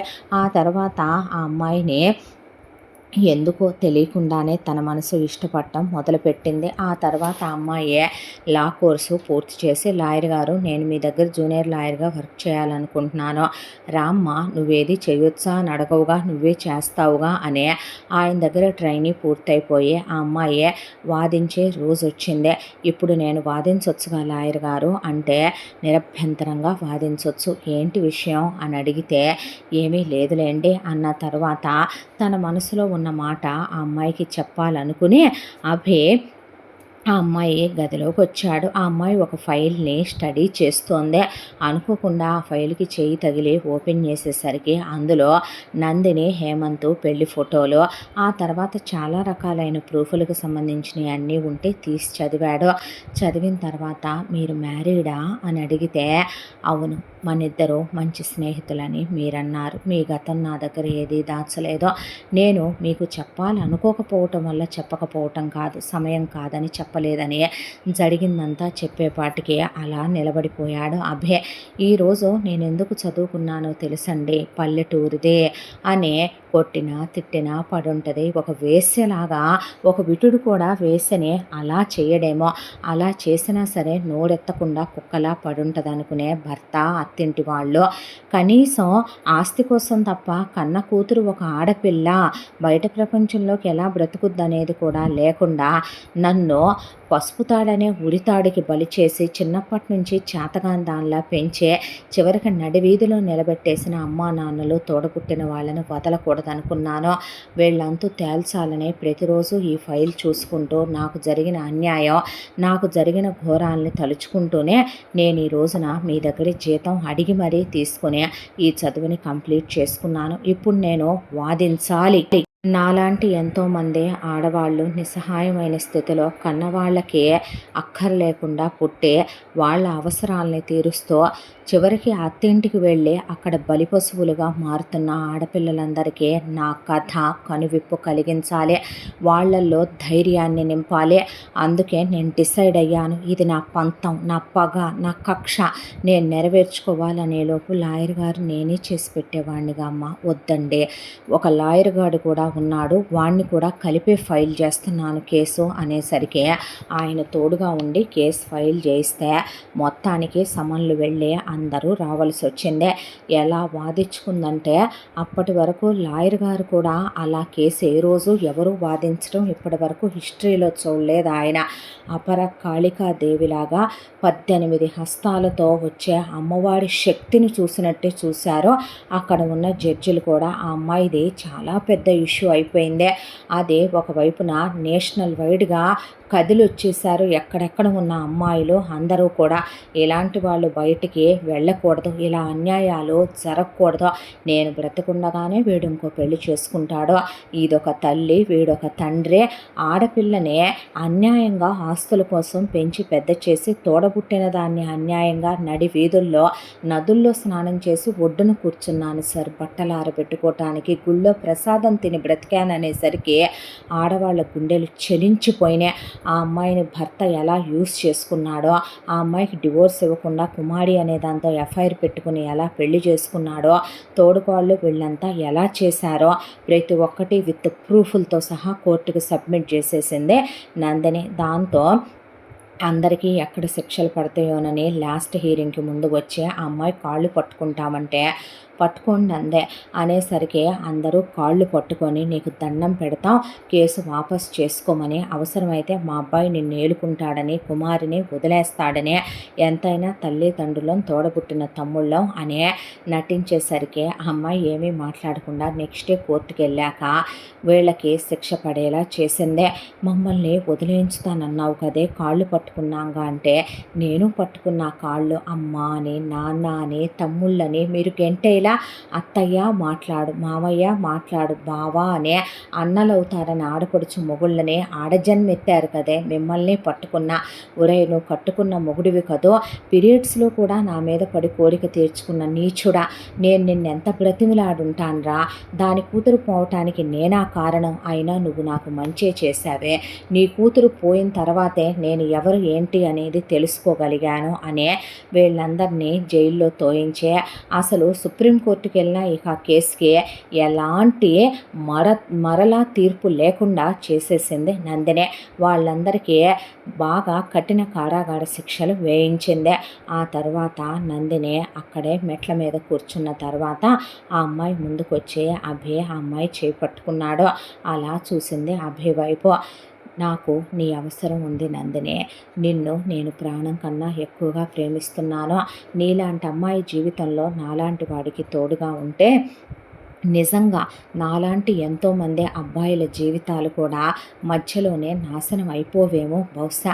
నా భార్య పోయాక నేను శిక్ష వేసుకున్నాను, నీలా తెగించి ఒక అడుగు ముందుకు వేసే నువ్వు వీళ్ళ విషయంలో తీసుకున్న నిర్ణయం నేను తీసుకోలేకపోయాను, అందుకు నేనే సిగ్గుపడుతున్నాను, పెళ్లి చేసుకుందాంరా, ఐ లవ్ యూ అన్నాడు అని ఆ అమ్మాయి చేపట్టుకొని వాళ్ళందరి ముందే కారెక్కించుకొని తీసుకొచ్చి ఇద్దరు గ్రాండ్గా పెళ్లి చేసుకున్నారు. తర్వాత నందిని ప్రెగ్నెంట్ అయి 2 పిల్లలు పుట్టారు. చాలా హాయిగా ఆనందంగా సంతోషంగా సాగిపోతోంది ఆ అమ్మాయి జీవితం. నిజంగా ఆ రోజు ఆ అమ్మాయికి అన్యాయం చేసిన లాయర్కి కూడా శిక్ష వేయించిందే. ఈరోజు న్యాయం కోసం పోరాడుతూ అన్యాయానికి గురయ్యే ఆడపిల్లల తరపున నిస్వార్థంగా రూపాయి ఫీజు తీసుకోకుండా వాదిస్తూ మంచి పేరు తెచ్చుకుని తన బిడ్డల్ని ఎంతో వినయ విధేయతలతో ధైర్యంతో పెంచి పెద్ద చేస్తూ పోయిన మామగారి ఫోటో ముందు నిలబడి మీరు లేకపోతే ఈ నందిని ఇంత సాధించలేకపోయేదేమో.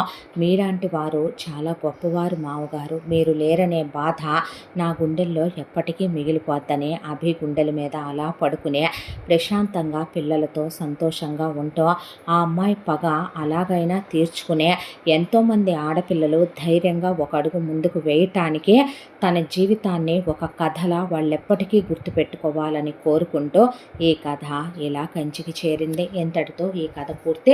మళ్ళీ మరొక మంచి కథతో కలుసుకుందాం. తప్పకుండా మన ఛానల్ని లైక్ చేయండి, షేర్ చేయండి, సబ్స్క్రైబ్ చేయండి, బెల్ ఐకాన్ క్లిక్ చేసి ఆల్ అనే బటన్ని ప్రెస్ చేయడం మర్చిపోకండి. ఇంత మంచి కథను మనకు అందించిన కథా రచయిత్రి సాయి లలిత గారు. మరో మంచి కథతో కలుసుకుందాం. Thank you so much.